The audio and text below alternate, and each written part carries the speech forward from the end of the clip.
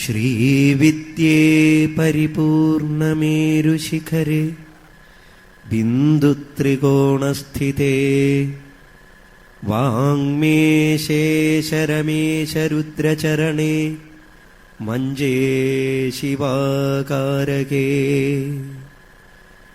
കാമാക്ഷീം കരുണാരസാർണവമയീം കാമേശ്വരാംഗസ്ഥിതാം കാന്താം ചിന്മയകാമകോടിനിലയാം ശ്രീസിദ്ധവിദ്യാം ഭജേ. കൃഷ്ണായ വാസുദേവായ ഹരയേ പരമാത്മനേ പ്രണതക്ലേശനാശായ ഗോവിന്ദായ നമോ നമഃ. യം പ്രവ്രജന്തമനുപേതമപേതകൃത്യം ദ്വൈപായനോ വിരഹകാതരാജുഹാവ പുത്രേതി തന്മയതയാ തരവോഭിനേതു തം സർവഭൂതഹൃദയം മുനിമാനതോസ്മി. വ്യാസം വസിഷ്ഠനപ്താരം ശക്തേ പൗത്രമകൽമഷം പരാശരാത്മജം വന്ദേ ശുകതാതം തപോനിധിം. നമസ്തേസ്തു മഹാമായേ ശ്രീപീഠേ സുരപൂജിതേ ശംഖചക്രഗദാഹസ്തേ മഹാലക്ഷ്മി നമോസ്തുതേ. ഹരി ഓം തത്സത്.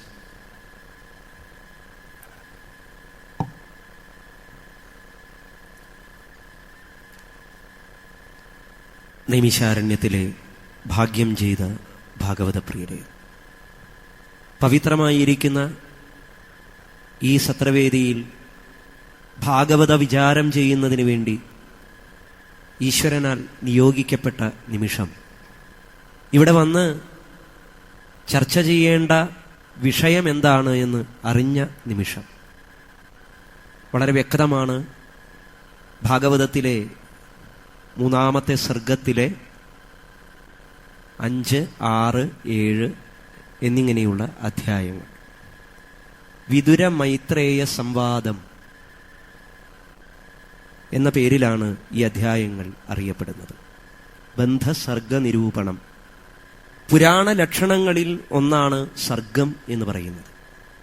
സാധാരണഗതിയിൽ 18 പുരാണങ്ങളിലൂടെ സഞ്ചരിക്കുമ്പോഴും സർഗം, വിസർഗം മുതലായിരിക്കുന്ന ലക്ഷണങ്ങൾ തികയ്ക്കുന്നതിന് വേണ്ടി അപൂർണമായി മാത്രം കിട്ടിയ ചില പുരാണങ്ങളിൽ മറ്റെവിടെ നിന്നെങ്കിലും സർഗപ്രതിപാദനങ്ങളെ ചേർത്ത് വെച്ച് അതിൻ്റെ ലക്ഷണം തികയ്ക്കുന്ന ഒരു രീതി നമുക്ക് കാണാനായിട്ട് സാധിക്കും. പക്ഷേ ഭാഗവതത്തിൽ ഈ 3 അധ്യായങ്ങൾ മഹത്തരമായിരിക്കുന്ന തത്വങ്ങളെക്കുറിച്ച് പ്രതിപാദിക്കുന്ന വിതുരമൈത്രേയ സംവാദ രൂപത്തിലുള്ള അതിമനോഹരങ്ങളും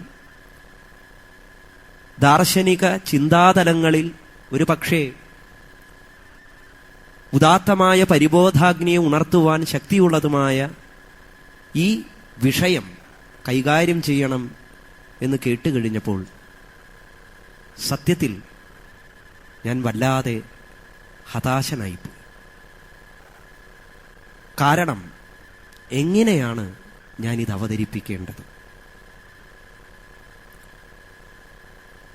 ഇതുവരെയുള്ള ഭാഗവതത്തിൻ്റെ യാത്ര, പ്രഥമസ്കന്ധം, ദ്വിതീയ സ്കന്ധം, എന്നിങ്ങനെയുള്ള സ്കന്ധങ്ങൾ കഴിഞ്ഞ് തൃതീയ സ്കന്ധത്തിലെ വിതുര മൈത്രേയ സംവാദത്തിന് നിമിത്തമായിരിക്കുന്ന കഥകൾ വരെ നിങ്ങൾ ഒരു പക്ഷേ കേട്ടിട്ടുണ്ടാവും.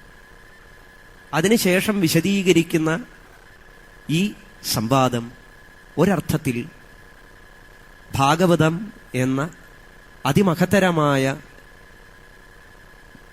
ദാർശനിക പദ്ധതിയുടെ ആത്യന്തമുള്ള വിഷയങ്ങളിലേക്ക് നമ്മെ എത്തിക്കുന്ന ഉദാത്തമായിരിക്കുന്ന ഭാഗമാണ്.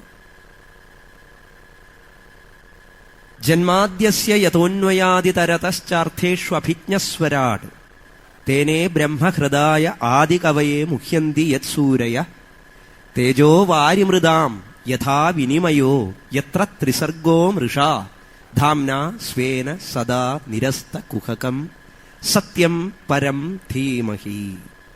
പരമമായിരിക്കുന്ന ആ സത്യത്തെ ധ്യാനിച്ചുകൊണ്ട് ആരംഭിച്ച ഭാഗവതത്തിലെ ഈ ആദ്യ ശ്ലോകത്തിന്റെ വിശദീകരണങ്ങളാണ് ഭാഗവതത്തിലെ പിന്നീടുള്ള ഓരോ ശ്ലോകങ്ങളും എന്ന് പറഞ്ഞാൽ തെറ്റില്ല.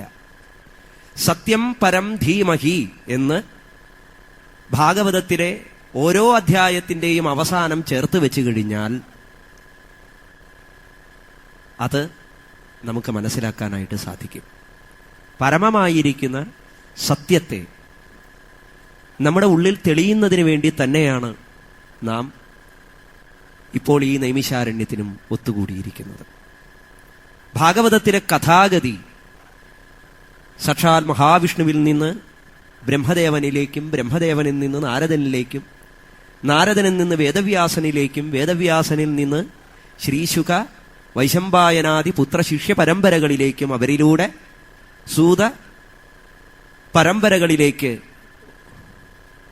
ഒഴുകിയതായ, അനർഗളമായി ഒഴുകിയതായ ഭാഗവതം നൈമിഷാരണ്യത്തിലെ ശൗനകന്റെ ചോദ്യത്തിൽ നിന്ന് സൂതൻ പറയുന്ന രീതിയിൽ പറഞ്ഞ് ഈ തൃതീയ സ്കന്ധത്തിലേക്ക് എത്തുമ്പോൾ ഒരു ത്രിവേണി സംഗമ തീരത്ത് എത്തി നിൽക്കുന്ന അനുഭവമാണ് നമുക്കുണ്ടാകുന്നത്. കാരണം അതിന് തൊട്ടു മുമ്പ് എന്തായിരുന്നു എന്ന് ഇനിയുള്ള വിഷയത്തിലേക്ക് കടക്കുന്നതിന് മുമ്പ് നമ്മുടെ മനസ്സിൽ ഒരു ചിത്രം അനിവാര്യമാണ്. വിദുരോപ്യുദ്ധവാത് ശ്രുത്വാ കൃഷ്ണസ്യ പരമാത്മനഃ ക്രീഡയോ വാത്തദേഹസ്യ കർമാണി ശ്ലാഘിതാനി ച ദേഹന്യാസം ച തസ്യൈവം ധീരാണാം വീര്യവർദ്ധനം അന്യേഷാം ദുഷ്കരതരം പശൂനാം വിക്ലവാത്മനാം ആത്മാനം ച കുരു ശ്രേഷ്ഠ കൃഷ്ണേന മനസേക്ഷിതം ധ്യായൻ ഗതേ ഭാഗവതേ രുരോദ പ്രേമവിഹ്വലഃ. കാളിന്തി നദിയുടെ തീരത്ത് ഒരു പുൽക്കൊടിയായിട്ടെങ്കിലും ജനിക്കാൻ സാധിച്ചിരുന്നുവെങ്കിൽ എന്ന് വിലപിച്ചുകൊണ്ട് ആ വെറും മണ്ണിൽ, കൃഷ്ണപാദാരവിന്ദങ്ങൾ ചേർന്നതായ വെറും മണ്ണിൽ കിടന്നുരുളുകയും ആ പൊടിമണ്ണ് ശരീരത്തിൽ വാരി അണിയുകയും ചെയ്തുകൊണ്ട് വിലപിക്കുന്ന വിതുരരുടെ ചിത്രമാണ് ഇപ്പോൾ നമ്മുടെ എല്ലാവരുടെയും മനസ്സിൽ ഉണ്ടാവേണ്ടത്. പരമാത്മനഃ ക്രീഡയോപാത്തദേഹസ്യ കൃഷ്ണസ്യ ശ്ലാഘിതാനി കർമാണി ധീരാണാം ധൈര്യവർദ്ധനം വിക്ലവാത്മനാം അന്യേഷാം പശൂനാം ദുഷ്കരതരം തസ്യൈവം ദേഹന്യാസം അപി ഉദ്ധവാത് ശ്രുത്വാ കൃഷ്ണേന മനസാ ആത്മനാ ഈക്ഷിതം ധ്യായൻ പ്രേമവിഹ്വലഃ ഭാഗവതേ ഗതേ സതി വിദുരഃ രുരോദ. വെറും ഒരു ക്രീഡയ്ക്ക് വേണ്ടി, ഒരു ലീലയ്ക്ക് വേണ്ടി മാത്രം മനുഷ്യ രൂപമെടുക്കുകയും ലീലാമനുഷ്യ ഹേ വിഷ്ണു എന്ന യമധർമ്മൻ രാജാവിന്റെ സംബോധന അതിൽ തെളിയുന്നുണ്ട്. വെറും ഒരു ലീലയ്ക്ക് വേണ്ടി മനുഷ്യവേഷം പൂണ്ട് ധീരന്മാരായ ആളുകൾക്ക് ആനന്ദത്തെ കൊടുക്കുന്നതും എന്നാൽ സംസാര സർപ്പദംശനത്താൽ ഹതാശരായിരിക്കുന്ന മനുഷ്യർക്ക് മനസ്സിലാക്കുവാനും അറിയുവാനും അതീവ ദുഷ്കരവുമായിരിക്കുന്ന ഭഗവാന്റെ ആ ലീലകളൊക്കെ അവസാനിപ്പിച്ച് ആ ഭഗവാൻ യാത്രയായി എന്ന സത്യത്തെ, എന്ന പരമാർത്ഥത്തെ ഉദ്ധവരിൽ നിന്ന് കേട്ട വിതുരർ ആ അവസാന സമയത്ത് പോലും, സ്വധാമഗമന സമയത്ത് പോലും തന്നെക്കുറിച്ച് ഈക്ഷണം ചെയ്തു, തന്നെക്കുറിച്ച് ഓർമ്മിച്ചു ഭഗവാൻ. തനിക്ക് കാരുണ്യപൂരിതമായിരിക്കുന്ന ഭാഗവത തത്വങ്ങളെ ഉപദേശിച്ചു കൊടുക്കുന്നതിന് വേണ്ടി മൈത്രേയരെ നിർദ്ദേശിച്ചിരിക്കുന്നു എന്നുള്ള കാര്യം കൂടി ഉദ്ധവരിൽ നിന്ന് കേട്ടപ്പോൾ, അതുമാത്രമല്ല, ഭാഗവതോത്തമനായ ആ ഉദ്ധവരുടെ സാമീപ്യത്താൽ ഉണ്ടായ സന്തോഷം, അലൗകികമായിരിക്കുന്ന ആനന്ദം ഉദ്ധവർ പോയതോടുകൂടി ഇല്ലാതാവുകയും ചെയ്തു. അതോടെ രുരോധ, പൂർണ്ണമായും ഇനി എന്ത് എന്നുള്ള ചിന്തയിൽ ഒരു നിമിഷം സ്വയം മറന്ന് വിലപിക്കുന്ന വിതുരരെയാണ് നമ്മളിവിടെ കാണുന്നത്. ഇതാണ് 4-ാമത്തെ സ്കന്ധത്തിലെ അവസാന ശ്ലോകങ്ങൾ. പിന്നീട് വിതുരൻ എന്തു ചെയ്തു എന്നുകൂടി പറഞ്ഞിട്ടാണ് 4-ാമത്തെ സ്കന്ധം അവസാനിപ്പിക്കുന്നത്. കാളിന്ത്യാകതിഭി സിദ്ധ അഹോഭിർഭരതർഷഭ പ്രാപദ്യത സ്വസരിതം യത്ര മിത്രാസുതോ മുനി. എവിടെയാണോ മിത്രാസുതനായിരിക്കുന്ന മഹർഷി സാക്ഷാൽ മൈത്രേയൻ വർത്തിക്കുന്നത്, ആ ഗംഗാതീരത്തേക്ക് സാക്ഷാൽ വിതുരർ എത്തിച്ചേർന്നു എന്ന് പറഞ്ഞുകൊണ്ട് പഞ്ചമസ്കന്ധത്തിലേക്ക് കടക്കുകയാണ്. ഈ പഞ്ചമ അധ്യായത്തിലേക്ക്, 5-ാമത്തെ അധ്യായത്തിലേക്ക്, ഈ 5-ാമത്തെ അധ്യായത്തിൽ വളരെ വിശേഷപ്പെട്ട വിതുരരുടെ ചോദ്യങ്ങളാണ്. ആദ്യത്തെ 15 ശ്ലോകങ്ങളെ കൊണ്ട് വിതുരരുടെ ചോദ്യങ്ങൾ യാതൊന്നാണോ ഓരോ ശാസ്ത്ര അന്വേഷകനും അന്വേഷിച്ചു കൊണ്ടിരിക്കുന്നത്, ഭാരതത്തിൽ ഇന്നേ വരെ ഉണ്ടായിട്ടുള്ള ദർശനങ്ങളെല്ലാം ഏതൊന്നിനെ കുറിച്ചാണോ അന്വേഷിക്കുകയും കണ്ടെത്താൻ വേണ്ടി ആഗ്രഹിക്കുകയും ചെയ്തിട്ടുള്ളത്, അങ്ങനെയുള്ള മഹത്തരമായ ഈ പ്രപഞ്ചത്തിന്റെ അസ്തിത്വത്തെക്കുറിച്ച് തന്നെയാണ് ചോദ്യം വിതുരരും ചോദിക്കുന്നത്. ഭാഗവതം ഭവൌഷധമാണ്. എല്ലാ തരത്തിലുമുള്ളതായ രോഗങ്ങളെയും ആധിദൈവിക, ആധിഭൗതിക, ആധ്യാത്മികങ്ങളായ ദുഃഖങ്ങളെയും നശിപ്പിക്കുന്നതാണ് എന്ന് അടിക്കടി പ്രസ്താവിക്കുന്നുണ്ട്. എങ്ങനെയാണ് ഭാഗവതം ഔഷധമായി തീരുന്നത് എന്നും ആദ്യത്തെ പരീക്ഷത്തിന്റെ ഉപാഖ്യാനത്തിലൂടെ നമുക്ക് മനസ്സിലാക്കി തന്നിരിക്കുന്നു. മനുഷ്യന് ആത്യന്തികമായി ഉണ്ടാകുന്ന, എപ്പോഴും എന്ന് വേണമെങ്കിലും വന്നു ചേരാം എന്ന് ഉറപ്പുള്ള ഒരു കാര്യമാണ് മരണം, മൃത്യു എന്ന് പറയുന്നത്. മൃത്യു എന്നത് ശരീരത്തിൽ നിന്ന് പ്രാണൻ വേർപെടുന്ന ഒരവസ്ഥയല്ല. യഥാർത്ഥത്തിൽ ശരീരബോധത്തോടുകൂടി ശരീരമാണ് ഞാൻ എന്ന അവസ്ഥയിൽ ഇരിക്കുന്ന പ്രതിഭാസത്തെയാണ് മൃത്യു എന്ന് വിളിക്കുന്നത്. അങ്ങനെയുള്ള മൃത്യുവിനെ ഇല്ലാതാക്കലാണ് യഥാർത്ഥത്തിൽ ശ്രീശുകൻ തൻ്റെ ഭാഗവത സാരസ്വതം കൊണ്ട് ചെയ്യുന്നത്. അപ്പോൾ ഇവിടെ ശ്രീശുകൻ പരീക്ഷത്തിന് പറഞ്ഞു കൊടുക്കുന്നതും പരീക്ഷത്തിന്റെ പൂർവീകരായിരിക്കുന്ന ആളുകളുടെ ചരിത്രങ്ങളെ തന്നെ സൂചിപ്പിച്ചുകൊണ്ടാണ്. വിതുരര് കുരുവംശത്തിലെ അതിബുദ്ധിമാനായിരിക്കുന്ന, ധാർമ്മികനായിരിക്കുന്ന, ധർമ്മപക്ഷത്തിൽ ഉറച്ചു നിന്നവനായ ഒരു മഹാപണ്ഡിതനായിരുന്നു. അങ്ങനെയുള്ളതായ വിതുരർക്ക് ഇങ്ങനെയൊരു അവസ്ഥ വരാനുള്ള കാരണം എന്താണെന്നും മുൻപേ നിങ്ങൾ കേട്ട് കാണണം. അതുകൊണ്ട് ഞാൻ അതിനെക്കുറിച്ച് വിസ്തരിക്കുന്നില്ല. വിതുരന്റെ 15 ചോദ്യങ്ങളിൽ വളരെ പ്രധാനപ്പെട്ട ചില ചോദ്യങ്ങളിലേക്കാണ് ഞാൻ നിങ്ങളെ കൂട്ടിക്കൊണ്ടുപോകുന്നത്. ഭാരതത്തിൽ ഉണ്ടായിട്ടുള്ള എല്ലാ ദർശനങ്ങളും ലോകത്തിലുണ്ടായിട്ടുള്ള മറ്റെല്ലാ ദർശനങ്ങളെയും പോലെ തന്നെ പ്രപഞ്ചത്തിന്റെ അസ്തിത്വത്തെക്കുറിച്ച് അന്വേഷിച്ചു. ഈ പ്രപഞ്ചം എങ്ങനെയുണ്ടായി, എവിടെ നിന്നുണ്ടായി, ആരാണിത് സൃഷ്ടിച്ചത്, എവിടേക്കാണ് ഇത് ഇല്ലാതാവുന്നത്, എന്നാണത് ഇല്ലാതാവുക എന്നുള്ള ചോദ്യങ്ങളൊക്കെ എല്ലാ തരത്തിലുമുള്ള ദർശനങ്ങളിലും നമുക്ക് കാണാനായിട്ട് സാധിക്കും. പല പല ഉത്തരങ്ങളും അതിനുണ്ടായി. ഈശ്വരൻ പ്രപഞ്ചത്തെ നിർമ്മിച്ചു എന്ന് പറയുന്നു. അതേപോലെ തന്നെ വലിയൊരു സ്ഫോടനത്തിൽ നിന്ന് പ്രപഞ്ചം ഉണ്ടായി എന്ന് ശാസ്ത്രം പറയുന്നു. ഇങ്ങനെ അനവധി തരത്തിലുള്ള കാര്യങ്ങൾ ലോകത്ത് സംവാദ വിവാദങ്ങളായിട്ട് നടക്കുമ്പോഴും ന്യായ, വൈശേഷിക, സാഖ്യ, ദർശനാദികളിലൊക്കെ ഈ ചർച്ചകൾ നമുക്ക് കാണാനായിട്ട് സാധിക്കും. ഇതൊക്കെ നടക്കുമ്പോഴും യഥാർത്ഥത്തിൽ ഭാരതീയന്റെ പ്രശ്നം ഈ പ്രപഞ്ചം എവിടെ നിന്നുണ്ടായി എന്നതായിരുന്നില്ല, ഈ പ്രപഞ്ചം എങ്ങനെ നിലനിൽക്കുന്നു എന്നതായിരുന്നില്ല, ഈ പ്രപഞ്ചം എവിടേക്ക് വിലയിക്കുന്നു എന്നതായിരുന്നില്ല. ഭാരതീയന്റെ യഥാർത്ഥ പ്രശ്നം ഇത് ഈശ്വരൻ സൃഷ്ടിച്ചോട്ടെ, തന്നെത്താൻ ഉണ്ടായിക്കോട്ടെ, മറ്റാരെങ്കിലും ഉണ്ടാക്കിയതായിക്കോട്ടെ, ഇത് അങ്ങനെ തന്നെ ഉണ്ടായി വന്നു എന്നായിക്കോട്ടെ, പക്ഷേ എന്തിനു വേണ്ടി ഉണ്ടായി? അതായിരുന്നു ഭാരതീയന്റെ യഥാർത്ഥ പ്രശ്നം. ഞാൻ ഉണ്ടായത് എങ്ങനെയോ ആയിക്കൊള്ളട്ടെ, പക്ഷെ ഞാൻ എന്തിനു വേണ്ടി ഉണ്ടായി? എന്റെ ജന്മത്തിന്റെ ഉദ്ദേശമെന്ത്? ഈ പ്രപഞ്ചത്തിന്റെ ഉദ്ദേശമെന്ത്? പ്രയോജനമനുദ്ദിശ്യ ന മന്ദോപി പ്രവർത്തതേ. ഇങ്ങനെയൊരു ചോദ്യമാണ് ഭാരതീയ ദർശനങ്ങളുടെ ഭക്തി യോഗം, എങ്ങനെയാണ് ഭക്തി സിദ്ധാന്തം, ഭക്തി മാർഗം ഈ ശാസ്ത്രങ്ങളെയൊക്കെ സമീപിച്ചത്. ആ ഭക്തിമാർഗത്തിലൂടെ സഞ്ചരിക്കുന്നവരായിരിക്കുന്ന ബുദ്ധിമാന്മാർ ചോദിച്ച ഒരേയൊരു കാര്യം അത് മാത്രമാണ്. ഈശ്വരന്റെ രൂപത്തെക്കുറിച്ചോ ഈശ്വരന്റെ ഭാവങ്ങളെക്കുറിച്ചോ ഒന്നും അവർക്ക് സന്ദേഹങ്ങൾ ഉണ്ടായിരുന്നില്ല. ഇവിടെ വിതുരർ ധർമ്മം എന്ത് എന്ന് അന്വേഷിച്ചുകൊണ്ട് സഞ്ചരിച്ച ഒരു വ്യക്തിത്വമാണ്.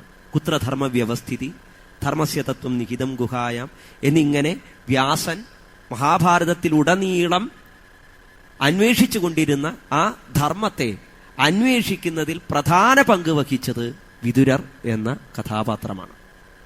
അതിബുദ്ധിമാനാണ് വിതുരർ എന്നും സൂചിപ്പിക്കുന്നു. ദ്വാരിദ്യുനദ്യാർഷഭക്കുരൂണാം മൈത്രേയമാസീനമഗാധബോധം ക്ഷത്തോപസൃത്യാച്യുതഭാവശുദ്ധ പപ്രച്ഛ സൗശീല്യഗുണാഭിതൃപ്തഃ. ഹരിദ്വാരം എന്ന് പറയുന്നത് ഗംഗയുടെ ഉദ്ഭവസ്ഥാനമാണ്. പ്രഥമ സ്കന്ധത്തിലും നാം മോക്ഷേച്ഛുവായി അല്ലെങ്കിൽ ജീവിതത്തിൽ സംസാര വിഷയസുഖങ്ങളോട് വിരക്തി വന്നതായ പരീക്ഷിത്ത് അഭയം പ്രാപിച്ചതും ഗംഗയുടെ തീരത്താണ് എന്ന് കണ്ടു. കാരണം ഗംഗ വിഷ്ണുപതിയാണ്, വിഷ്ണുവിന്റെ പാദനഗരങ്ങളിലൂടെ ഒഴുകിയ പാപനാശിനിയായ തീർത്ഥമാണ്. അങ്ങനെയുള്ള ആ ഗംഗാതീരത്താണ് മഹായോഗികളെല്ലാവരും തന്നെ ഒത്തുകൂടുന്നത്. ഇവിടെ വിതുരർക്ക് കിട്ടിയ ഉദ്ധവരിൽ നിന്നുള്ള നിർദ്ദേശവും ഈ ഗംഗാതീരത്ത് എത്തിച്ചേരുക, അവിടെ മൈത്രേയൻ കാത്തിരിക്കുന്നു എന്നാണ്. വിതുരർ ഇതിനു മുമ്പ് മൈത്രേയരെ കണ്ടിരിക്കുന്നത് ഭീഷ്മ പിതാമഹൻ ശരശയിൽ കിടന്ന് യുധിഷ്ഠിരന് എല്ലാ തരത്തിലുമുള്ളതായ രാജനീതികളെയും വർണ്ണാശ്രമധർമ്മങ്ങളെയും ഉപദേശിച്ചു കൊടുത്തതിന് ശേഷം സാക്ഷാൽ ശ്രീകൃഷ്ണ പരമാത്മാവിൽ ലയിച്ചു ചേർന്നു എന്ന് പറയുന്നുണ്ട്. ഈ സമയത്ത് അവിടെ മൈത്രേയൻ ഉണ്ടായിരുന്നതായി മഹാഭാരതം പറയുന്നു. അവിടെ വിതുരരും ഉണ്ടായിരുന്നു. കാരണം ഭീഷ്മരുടെ ഭൗതിക ശരീരം അഗ്നിയിൽ ദഹിപ്പിച്ചത് വിതുരരുടെ നേതൃത്വത്തിലായിരുന്നു എന്നും പറയപ്പെടുന്നു. അപ്പോൾ വിതുരനും മൈത്രേയനും ആദ്യമായിട്ടല്ല കണ്ടുമുട്ടുന്നത്. മൈത്രേയൻ എന്ന മഹാഗുരുവിനെ കുറിച്ച് ബുദ്ധിമാനായ വിതുരർക്ക് അറിവില്ലാത്തതുമല്ല. പക്ഷെ എത്രയോ കാലങ്ങൾക്ക് ശേഷം ഭാഗവതോത്തമനായ ഉദ്ധവർ വേണ്ടി വന്നു മൈത്രേയന്റെ അരികത്തേക്ക് ഈ വിതുരരെ പറഞ്ഞയക്കാൻ. അത് വളരെ പ്രധാനപ്പെട്ടതായ ഒരു കാര്യം നമ്മെ ബോധിപ്പിക്കാനാണ് ഭാഗവത പുരുഷൻ ഇങ്ങനെയൊരു കഥാഗതിയിലേക്ക് നമ്മെ കൂട്ടിക്കൊണ്ടുവന്നിരിക്കുന്നത്. നാം ഭൗതികമായിരിക്കുന്നതായ ചിന്തകളിലൂടെ യഥാർത്ഥത്തെ അന്വേഷിച്ച് യഥാർത്ഥമെന്ന് ധരിച്ചുകൊണ്ട് അന്വേഷിച്ചു കൊണ്ടിരിക്കുന്നതെല്ലാം തന്നെ കേവലം ഉപരിപ്ലവമായിരിക്കുന്നതായ ഒരു പരിശോധന മാത്രമാണ് എന്നതാണ്. അതുകൊണ്ടാണ് പലപ്പോഴും ശരിയായ മാർഗം നമുക്ക് തെളിഞ്ഞു കിട്ടാത്തത്. വിതുരർ താൻ പഠിച്ച ശാസ്ത്രങ്ങളെ അന്ധമായി വിശ്വസിച്ച ഒരാളായിരുന്നു. ധർമ്മശാസ്ത്ര ഗ്രന്ഥങ്ങളിൽ മാത്രം വിശ്വസിച്ച് അസ്ത്രവിദ്യ അറിയാമായിരുന്നു, മറ്റെല്ലാ തരത്തിലുമുള്ളതായ കഴിവും ഒക്കെ വിതുരർക്കുണ്ടായിരുന്നുവെങ്കിലും ധർമ്മം എന്നതിനെ മാത്രം തൻ്റെ ജീവിതത്തോട് ചേർത്ത് നിർത്തിക്കൊണ്ട് ജ്യേഷ്ഠനായിരിക്കുന്ന ധൃതരാഷ്ട്രര്, പാണ്ഡു, അവരുടെ വംശപരമ്പരകള് അവർക്ക് വേണ്ടി ധർമ്മത്തിലൂന്നിയ തത്വങ്ങളെ ഉപദേശിച്ചു കൊടുത്തുകൊണ്ട് കുരുവംശത്തിൽ മമതയോടുകൂടി വർത്തിച്ച ഒരു വ്യക്തിത്വമായിരുന്നു. ഒടുവിൽ ആർക്കാണോ ധർമ്മം ഉപദേശിച്ചു കൊടുത്തത് അവർ തന്നെ വിതുരരെ ആട്ടിപ്പായിച്ചപ്പോഴാണ്. അപ്പോൾ മാത്രമാണ് ഇതിനും അപ്പുറമുള്ളതായ ശരിയായ ധർമ്മത്തിന്റെ ഗതി എന്ത് എന്നതിനെക്കുറിച്ച് വിതുരർ അന്വേഷിക്കാൻ തുടങ്ങുന്നതും ആ അന്വേഷണത്തിന് ഉദ്ധവർ വഴികാട്ടിയാവുന്നത്. ഇതേ രംഗം തന്നെ മുൻ ഭാഗത്ത് വ്യാസൻ ഭാഗവതം രചിക്കാനിടയായ കാരണത്തെക്കുറിച്ച് പറയുമ്പോഴും നമ്മൾ കണ്ടിട്ടുള്ളതാണ്. നാരദ മഹർഷി വേണ്ടി വന്നു. ഇത്രയും 17 പുരാണങ്ങളും മഹാഭാരതവും എഴുതിയതായ അല്ലയോ വേദവ്യാസ, അങ്ങ് ധർമ്മത്തെക്കുറിച്ചും മറ്റും പറഞ്ഞു, രാജവംശങ്ങളെക്കുറിച്ച് പറഞ്ഞു. അവർ ധർമ്മത്തിന് വേണ്ടിയും മറ്റ് പലതരത്തിലുള്ളതായ ജീവിത മൂല്യങ്ങൾക്ക് വേണ്ടിയും പരസ്പരം പോരടിച്ചതും അതിൽ ധർമ്മം വിജയിച്ചതുമായ ചരിത്രത്തെയൊക്കെ അങ്ങ് വിസ്തരിച്ച് വേണ്ടതുപോലെയൊക്കെ പറയുകയുണ്ടായി. പക്ഷേ ന അനുവർണിത, എന്താണോ വർണ്ണിക്കേണ്ടത്, സർവധർമാൻ പരിത്യജ്യ മാമേകം ശരണം വ്രജ എന്ന് വ്യാസൻ തന്നെ മഹാഭാരതത്തിന്റെ മധ്യത്തിൽ ഗീതയിൽ പറഞ്ഞു വെച്ചിട്ടുണ്ട്. എല്ലാ ധർമ്മങ്ങളെയും പരിത്യജിച്ച് എന്നെ തന്നെ ശരണം പ്രാപിക്കൂ എന്ന് പറഞ്ഞ ശരിയായ ധർമ്മം ആ കൃഷ്ണനെ ന അനുവർണിത, സാധാരണക്കാർക്ക് മനസ്സിലാക്കാവുന്ന രീതിയിൽ സ്വീകരിക്കാവുന്ന രീതിയിൽ അങ്ങ് വർണ്ണിച്ചില്ല എന്ന് പറഞ്ഞിട്ടാണ് നാരദൻ ഭാഗവത ചിന്തയിലേക്ക് വ്യാസനെ വഴിതെളിച്ചു വിടുന്നത്. അതേ തത്വം തന്നെയാണ് ഇവിടെയും വ്യക്തമാക്കി തരുന്നത്. ഭക്തൻ, എനിക്ക് ഭക്തിയുണ്ട് എന്ന് നാം ചിന്തിച്ചതുകൊണ്ട് കാര്യമില്ല. ഭക്തി എന്നത് ഒരു അനുഭവമാണ്. അത് അനുഭവപ്പെടണമെങ്കിൽ യഥാർത്ഥത്തിൽ ഭക്തി ഭാവത്തോടുകൂടിയുള്ള ആ ഗുരു സാന്നിധ്യം നമുക്കുണ്ടായാൽ മാത്രമേ അതിനെ അനുഭവിക്കാനും അതിൻ്റെ ആനന്ദത്തെ അനുഭവിക്കാനും സാധിക്കുകയുള്ളൂ. വെറുതെ കാറ്റത്ത് കെട്ടുപോയ ഒരു വിളക്കിൽ നിന്ന്, അഗ്നി ഇല്ലാത്ത ഒരു വിളക്കിൽ നിന്ന് മറ്റൊരു വിളക്കിലേക്ക് എങ്ങനെയാണ് അഗ്നി കൊളുത്താൻ സാധിക്കുക? ഭക്തിയില്ലാത്ത ഒരാളിൽ നിന്ന് ഭക്തി മാർഗത്തെ നമുക്കൊരിക്കലും കേൾക്കാനായിട്ട് സാധിക്കുകയില്ല. കാരണം ഭക്തിക്ക് ശരിയായ മാധ്യമമില്ല പകർന്നു കൊടുക്കാൻ. ഭക്തി അനുഭവം എന്ന് പറയുന്നത് അത് പ്രത്യക്ഷമാണ്. ആ പ്രത്യക്ഷാനുഭവം അന്ധക്കരണത്തിൽ ഉള്ളിൽ സംഭവിക്കുന്ന ഒന്ന് മാത്രമാണ്. ആത്മാവ്, ജീവാത്മാവ്, പരമാത്മാവ് എന്നിങ്ങനെയുള്ള ഭേദബുദ്ധികൾക്ക് എല്ലാം അപ്പുറത്തുള്ള സത്തായ ഒരവസ്ഥയിലേക്ക് നമ്മെ നയിക്കലാണ് യഥാർത്ഥത്തിൽ ഭക്തി അനുഭവം എന്ന് പറയുന്നത്. അപ്പോൾ ഇവിടെ അഗാധ ബോധം എന്നാണ് മൈത്രേയ മഹർഷിയെ വിശേഷിപ്പിച്ചത്. അത്രയും അഗാധമായിരിക്കുന്ന പാണ്ഡിത്യമുള്ള ആ മൈത്രേയന്റെ അരികിലേക്ക് വരുന്നത് ആരാണ്? അച്യുത ഭാവശുദ്ധ യഹ സഹ വിദുരഃ. അച്യുത ഭാവശുദ്ധ, അച്യുതൻ സാക്ഷാൽ നാരായണന്റെ ചിന്തകളാൽ പരിശുദ്ധമായിരിക്കുന്ന മനസ്സോടുകൂടിയവനായ വിദുരരാണ് വരുന്നത്.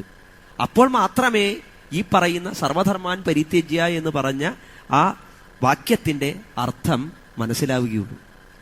പരിപൂർണമായും ഇപ്പോൾ വിദുരർ ഏകാഗ്രമായിരിക്കുന്ന മനസ്സോടുകൂടിയവനാണ്. കൃഷ്ണ കഥകൾ കേൾക്കുക, ഉദ്ധവരിൽ നിന്ന് അതിനുള്ളതായ ഉണർവ് മുഴുവനും നേടിക്കഴിഞ്ഞു.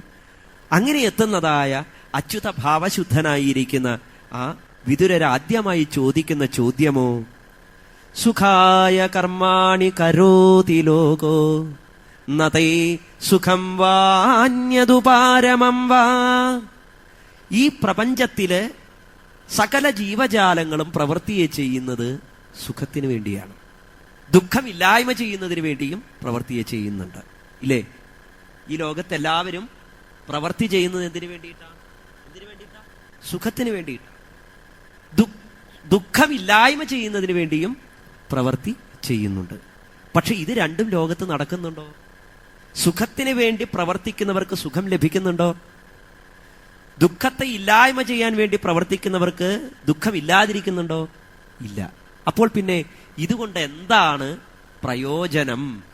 യഥാർത്ഥത്തിൽ ഇതിന്റെയൊക്കെ ആത്യന്തികമായിരിക്കുന്നതായ ദുഃഖനിവൃത്തിക്കും സുഖപ്രാപ്തിക്കും അനശ്വരമായിരിക്കുന്ന സുഖം അത് ലഭിക്കുന്നതിനും വേണ്ടി എന്ത് ചെയ്യണം എന്ന് തന്നെയാണ് ആദ്യത്തെ ചോദ്യം.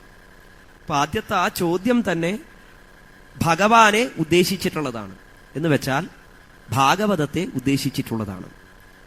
ആത്യന്തികമായിരിക്കുന്നതായ സുഖം എന്താണ് എന്ന് ചോദിച്ചു കഴിഞ്ഞാൽ സുഖത്തിന് പ്രത്യേകിച്ച് നിർവചനമൊന്നും പറയാനായിട്ട് സാധിക്കില്ല. ദുഃഖം ഇല്ലാതാക്കാൻ എന്താണ് ഒരു വഴി എന്ന് ചോദിച്ചു കഴിഞ്ഞാൽ അതിൽ ശാസ്ത്രദൃഷ്ട്യാ പറയുന്നത് സർവം പരവശം ദുഃഖം സർവം ആത്മവശം സുഖം ഏതത് വിദ്യാത് സമാസേന ലക്ഷണം സുഖദുഃഖയോ. സുഖത്തിന്റെയും ദുഃഖത്തിന്റെയും ലക്ഷണം പറയുന്നത് ഇങ്ങനെയാണ്.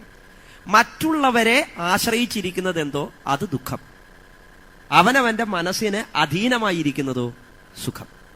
അല്ലേ? ശാസ്ത്രം അങ്ങനെയാണ് പറയുന്നത്. ഇത് മനസ്സിലാക്കിക്കൊണ്ട് ജീവിച്ചാൽ സുഖത്തെയും ദുഃഖത്തെയും വേർതിരിച്ചറിയാം. സത്യത്തിൽ നമുക്ക് സുഖത്തെയും ദുഃഖത്തെയും വേർതിരിച്ച് അറിയാനായിട്ട് സാധിക്കുന്നില്ല. ഇനി ദുഃഖത്തെ ഇല്ലാതാക്കാൻ വല്ല മരുന്നുണ്ടോ ചോദിച്ചാൽ അപ്പോഴും ശാസ്ത്രരീത്യാലുള്ള ഉത്തരം ഭൈഷജ്യമേതത് ദുഃഖസ്യ യഥേതൻ നാനു ചിന്തയേത്. ഒരൊറ്റ മരുന്നേ ഉള്ളൂ ദുഃഖമില്ലാതാക്കാൻ. എന്താണ് മരുന്ന്? ദുഃഖത്തെക്കുറിച്ച് ചിന്തിക്കാതിരിക്കുക. വളരെ എളുപ്പം കഴിഞ്ഞു ഉത്തരം, അല്ലേ? ശാസ്ത്രത്തിലൊക്കെ പോയി കഴിഞ്ഞാൽ ഇതേ നമുക്ക് ഉത്തരം കിട്ടുകയുള്ളൂ. ദുഃഖമില്ലാതാക്കാൻ എന്താണ് വഴി? നമ്മൾ എപ്പോഴും ചിന്തിക്കാറുള്ളൊരു കാര്യമാണ്. ഭാഗവതം കേൾക്കാറുണ്ട്, ക്ഷേത്രത്തിൽ പോയി തൊഴാറുണ്ട്, നിത്യവും ചെയ്യാൻ പറ്റാവുന്ന വഴിപാടുകളൊക്കെ ചെയ്യാറുണ്ട്. പക്ഷെ എന്ത് കാര്യം? എന്നെ പിടികൂടി ഈ ദുഃഖത്തിൽ നിന്ന് എനിക്ക് എന്നാണ് മോചനം ഈശ്വര എന്ന് ചോദിക്കുന്നവരാണ് നമ്മളിൽ എല്ലാവരും. അത്തരത്തിലുള്ള നമ്മളെപ്പോലെയുള്ള ആളുകൾക്ക് വേണ്ടിയാണ് വിതുരര് ഈ ചോദ്യം ചോദിച്ചത് എന്ന് വ്യക്തമാണ്.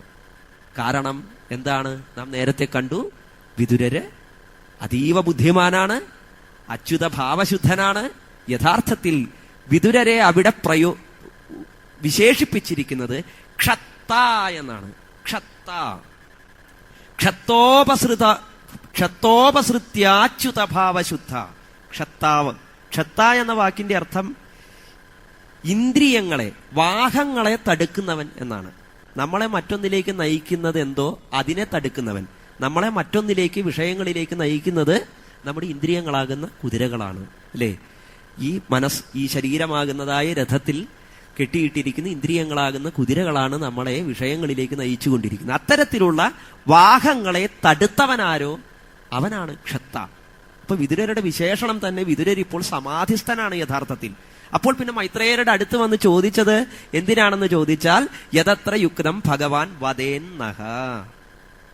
അല്ലയോ മൈത്രേയ മഹർഷേ, ഈ സുഖദുഃഖങ്ങളെ അതിൽപ്പെട്ട് വലയുന്നതായി ഈ ലോകം, ഈ ലോകത്തിലെ യഥാർത്ഥത്തിൽ ദുഃഖത്തെ ഇല്ലാതാക്കാനും യഥാർത്ഥമായ സുഖത്തെ അനുഭവിക്കുവാനുമുള്ള വഴി എന്താണെന്ന് അവിടുന്ന് ഞങ്ങൾക്ക് പറഞ്ഞു തന്നാലും. നഹ എന്നാണ്, എനിക്കല്ല.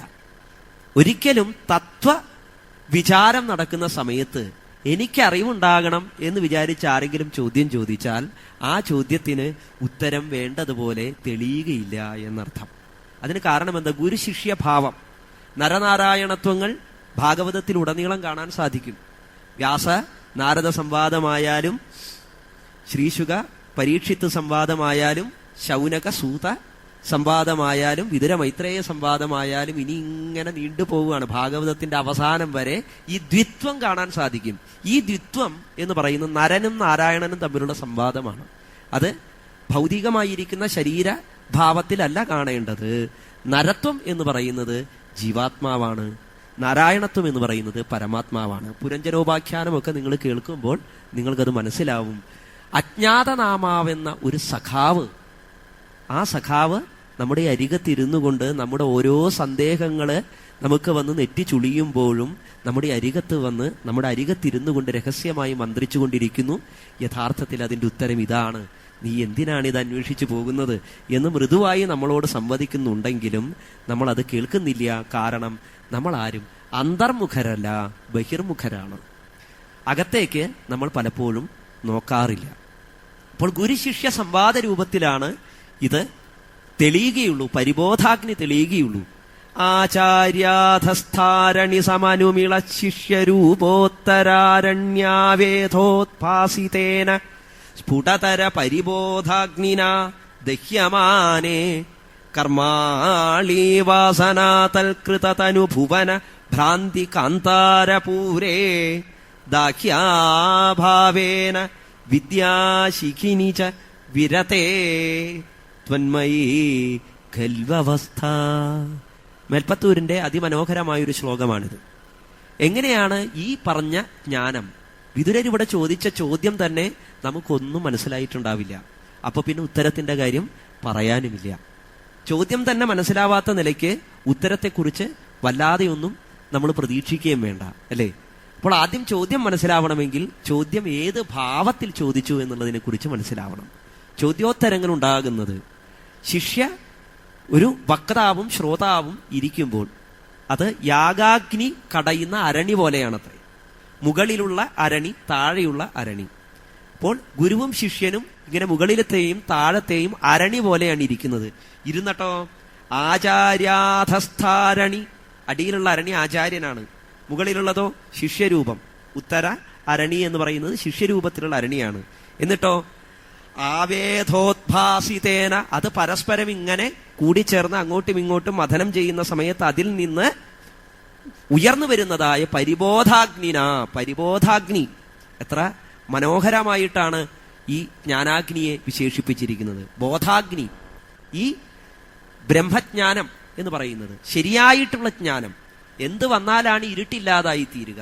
അങ്ങനെയുള്ളതായി യഥാർത്ഥമായിരിക്കുന്ന പ്രകാശം, അസ്തമിക്കാത്ത ആ പ്രകാശം, അത് ഉണ്ടാവുന്നത്. അതുണ്ടായിക്കഴിഞ്ഞാലോ, ആ ജ്വാല ഉണ്ടായിക്കഴിഞ്ഞാൽ കർമാളീവാസന തൽകൃത തനുഭുവന ഭ്രാന്തികാന്താരപൂരേ, ഓരോ മനുഷ്യന്റെയും കർമ്മവാസനാ ഗുണങ്ങളാകുന്നതായ അവയെ കൊണ്ട് ഉണ്ടായിരിക്കുന്നതായ ഈ സംസാരക്കാട്, അത് മുഴുവനും ദഹിച്ച് ഇല്ലാതായിത്തീരും.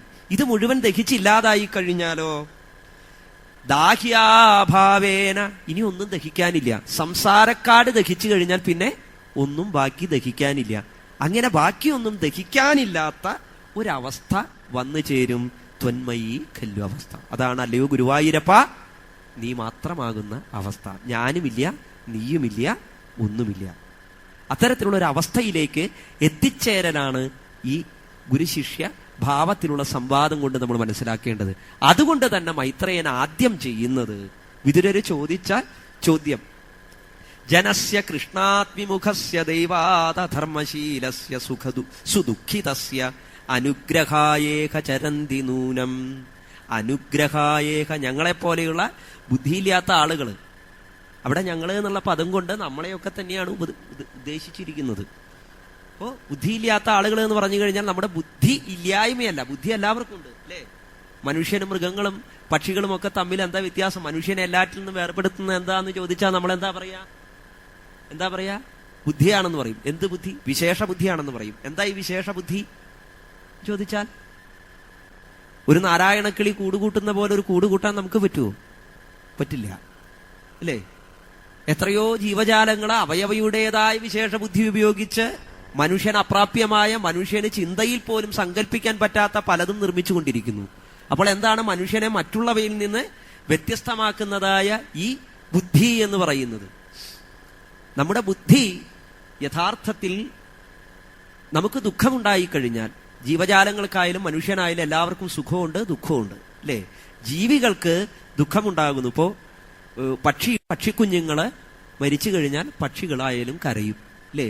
മൃഗങ്ങള് തന്റെ സന്താനങ്ങള് മരിച്ചു കഴിഞ്ഞു കഴിഞ്ഞാൽ ആ മൃഗങ്ങളും കരയും, അല്ലേ? കുറച്ചു നേരത്തേക്ക് കരയും. അതിന്റെ ഓർമ്മ നശിക്കുന്നത് വരെ അത് കരഞ്ഞുകൊണ്ടിരിക്കും. പശുക്കുട്ടി മരിച്ചു കഴിഞ്ഞാൽ തള്ളപ്പശു കരയുന്നത് പലരും കണ്ടിട്ടുണ്ടാവും. മനുഷ്യനോ സ്വന്തം മക്കൾ മരിച്ചാൽ, ബന്ധുജനങ്ങൾ മരിച്ചാൽ, മിത്രങ്ങൾ മരിച്ചാൽ കരയും, ഇല്ലേ? പക്ഷേ കരയാതിരിക്കാൻ ആർക്കാ കഴിയുക? മനുഷ്യനല്ലേ കഴിയൂ. മൃഗങ്ങൾക്കോ പക്ഷികൾക്കോ കരയാതിരിക്കാൻ കഴിയൂ? മനുഷ്യന് കരയാതിരിക്കാൻ കഴിയും. അതെങ്ങനെയാ കഴിയുന്നത്? അതാണ് മനുഷ്യന്റെ വിശേഷ ബുദ്ധി. അതായത് അവന്റെ വികാരങ്ങളെ, അവന്റെ ഇന്ദ്രിയ ധിക്കാരങ്ങളെ ഒക്കെ നിയന്ത്രിക്കാനുള്ള ശക്തി, അതാണ് മനുഷ്യന്റെ വിശേഷ ബുദ്ധി. പക്ഷെ ആ ബുദ്ധി വേണ്ടതുപോലെ ഉപയോഗിക്കാൻ അറിയാത്തവരായ ഞങ്ങളെയൊക്കെ അനുഗ്രഹിക്കാനാണല്ലോ അങ്ങേപ്പോലെയുള്ള ഭാഗവതോത്തമന്മാര് ഇങ്ങനെ സഞ്ചരിച്ചുകൊണ്ടിരിക്കുന്നത്. അതുകൊണ്ട് തത് സാധുവര്യാദിശവർത്മശം നഹ ശം വർത്മ ആദിശ, ഞങ്ങൾക്ക് ഏറ്റവും സുഖകരമായ വർത്മ മാർഗത്തെ, വഴിയെ കാണിച്ചു തന്നാലും എന്നാണ്. ശരിയായ മാർഗം, ആ സുഖത്തെ ലഭിക്കാൻ, ആത്യന്തികമായ സുഖത്തെ, ആനന്ദത്തെ ലഭിക്കുവാനുള്ള യഥാർത്ഥമായ മാർഗത്തെ ഞങ്ങൾക്ക് കാണിച്ചു തന്നാലും. എന്തൊക്കെ കർമ്മങ്ങളാണ് ഈശ്വരൻ ചെയ്യുന്നത്? നിർഗുണനായിരിക്കുന്നതായ ഭഗവാൻ സഗുണഭാവത്തിലുള്ള പ്രപഞ്ചത്തെ സൃഷ്ടിക്കുന്നു. ആ പ്രപഞ്ചത്തെ സൃഷ്ടിച്ചുകൊണ്ട് അതിൽ വിഷയസുഖങ്ങളുമായി രമിച്ചുകൊണ്ടിരിക്കുന്ന ആളുകൾ ഏതൊക്കെ രൂപത്തിൽ, ഭാവത്തിൽ ഈശ്വരനെ ആരാധിക്കുന്നുണ്ടോ അവർക്കൊക്കെ ഭഗവാൻ ഇഷ്ടങ്ങളെ നിറവേറ്റിക്കൊടുക്കുന്നു, ശിഷ്ടന്മാരെ രക്ഷിക്കുന്നു, ദുഷ്ടന്മാരെ നശിപ്പിക്കുന്നു. ഇതൊക്കെ എങ്ങനെ സാധിക്കുന്നു? ഏകനും അദ്വിതീയനും നിരാകാരനും നിർഗുണനുമായിരിക്കുന്നതാണ് ഭഗവാൻ എന്ന് എല്ലാ ഭാഗവതോത്തമന്മാരും പറയുന്നുമുണ്ട്. അതല്ലേ നമ്മൾ ആദ്യം കേട്ടത്? സത്യം അല്ലേ? സത്യം. ആ സത്തായിരിക്കുന്നതായ ഭഗവാന് ഒന്നിനോട് മമതയോ ഒന്നിനോട് ഏതെങ്കിലും തരത്തിലുള്ളതായ ശത്രുഭാവമോ ഒന്നുമില്ല. അങ്ങനെയുള്ളതായ ഭഗവാൻ ഈ ലീലകളൊക്കെ എങ്ങനെയാണ് നിരീഹക, യാതൊരു തരത്തിലും പ്രവർത്തിരഹിതനായി ഇരിക്കുന്നതായ ഭഗവാൻ എങ്ങനെയാണ് ചെയ്യുന്നത്? മനസ്സിലാവുന്നില്ല. ആദ്യം ചോദിച്ച ചോദ്യത്തിന്റെ ഉത്തരത്തിലേക്കാണ് നമ്മളെ കൊണ്ടുപോകുന്നത്. ഈ പ്രപഞ്ചത്തിന് മുഴുവൻ മൂലമായിരിക്കുന്ന, കാരണമായിരിക്കുന്ന, നിമിത്തമായിരിക്കുന്ന തത്വം എന്ത് എന്ന വിചാരം സാഖ്യയോഗകാരന്മാരും ന്യായകാരന്മാരും വൈശേഷികന്മാരും അവരവരുടെ ശാസ്ത്രങ്ങളിലൊക്കെ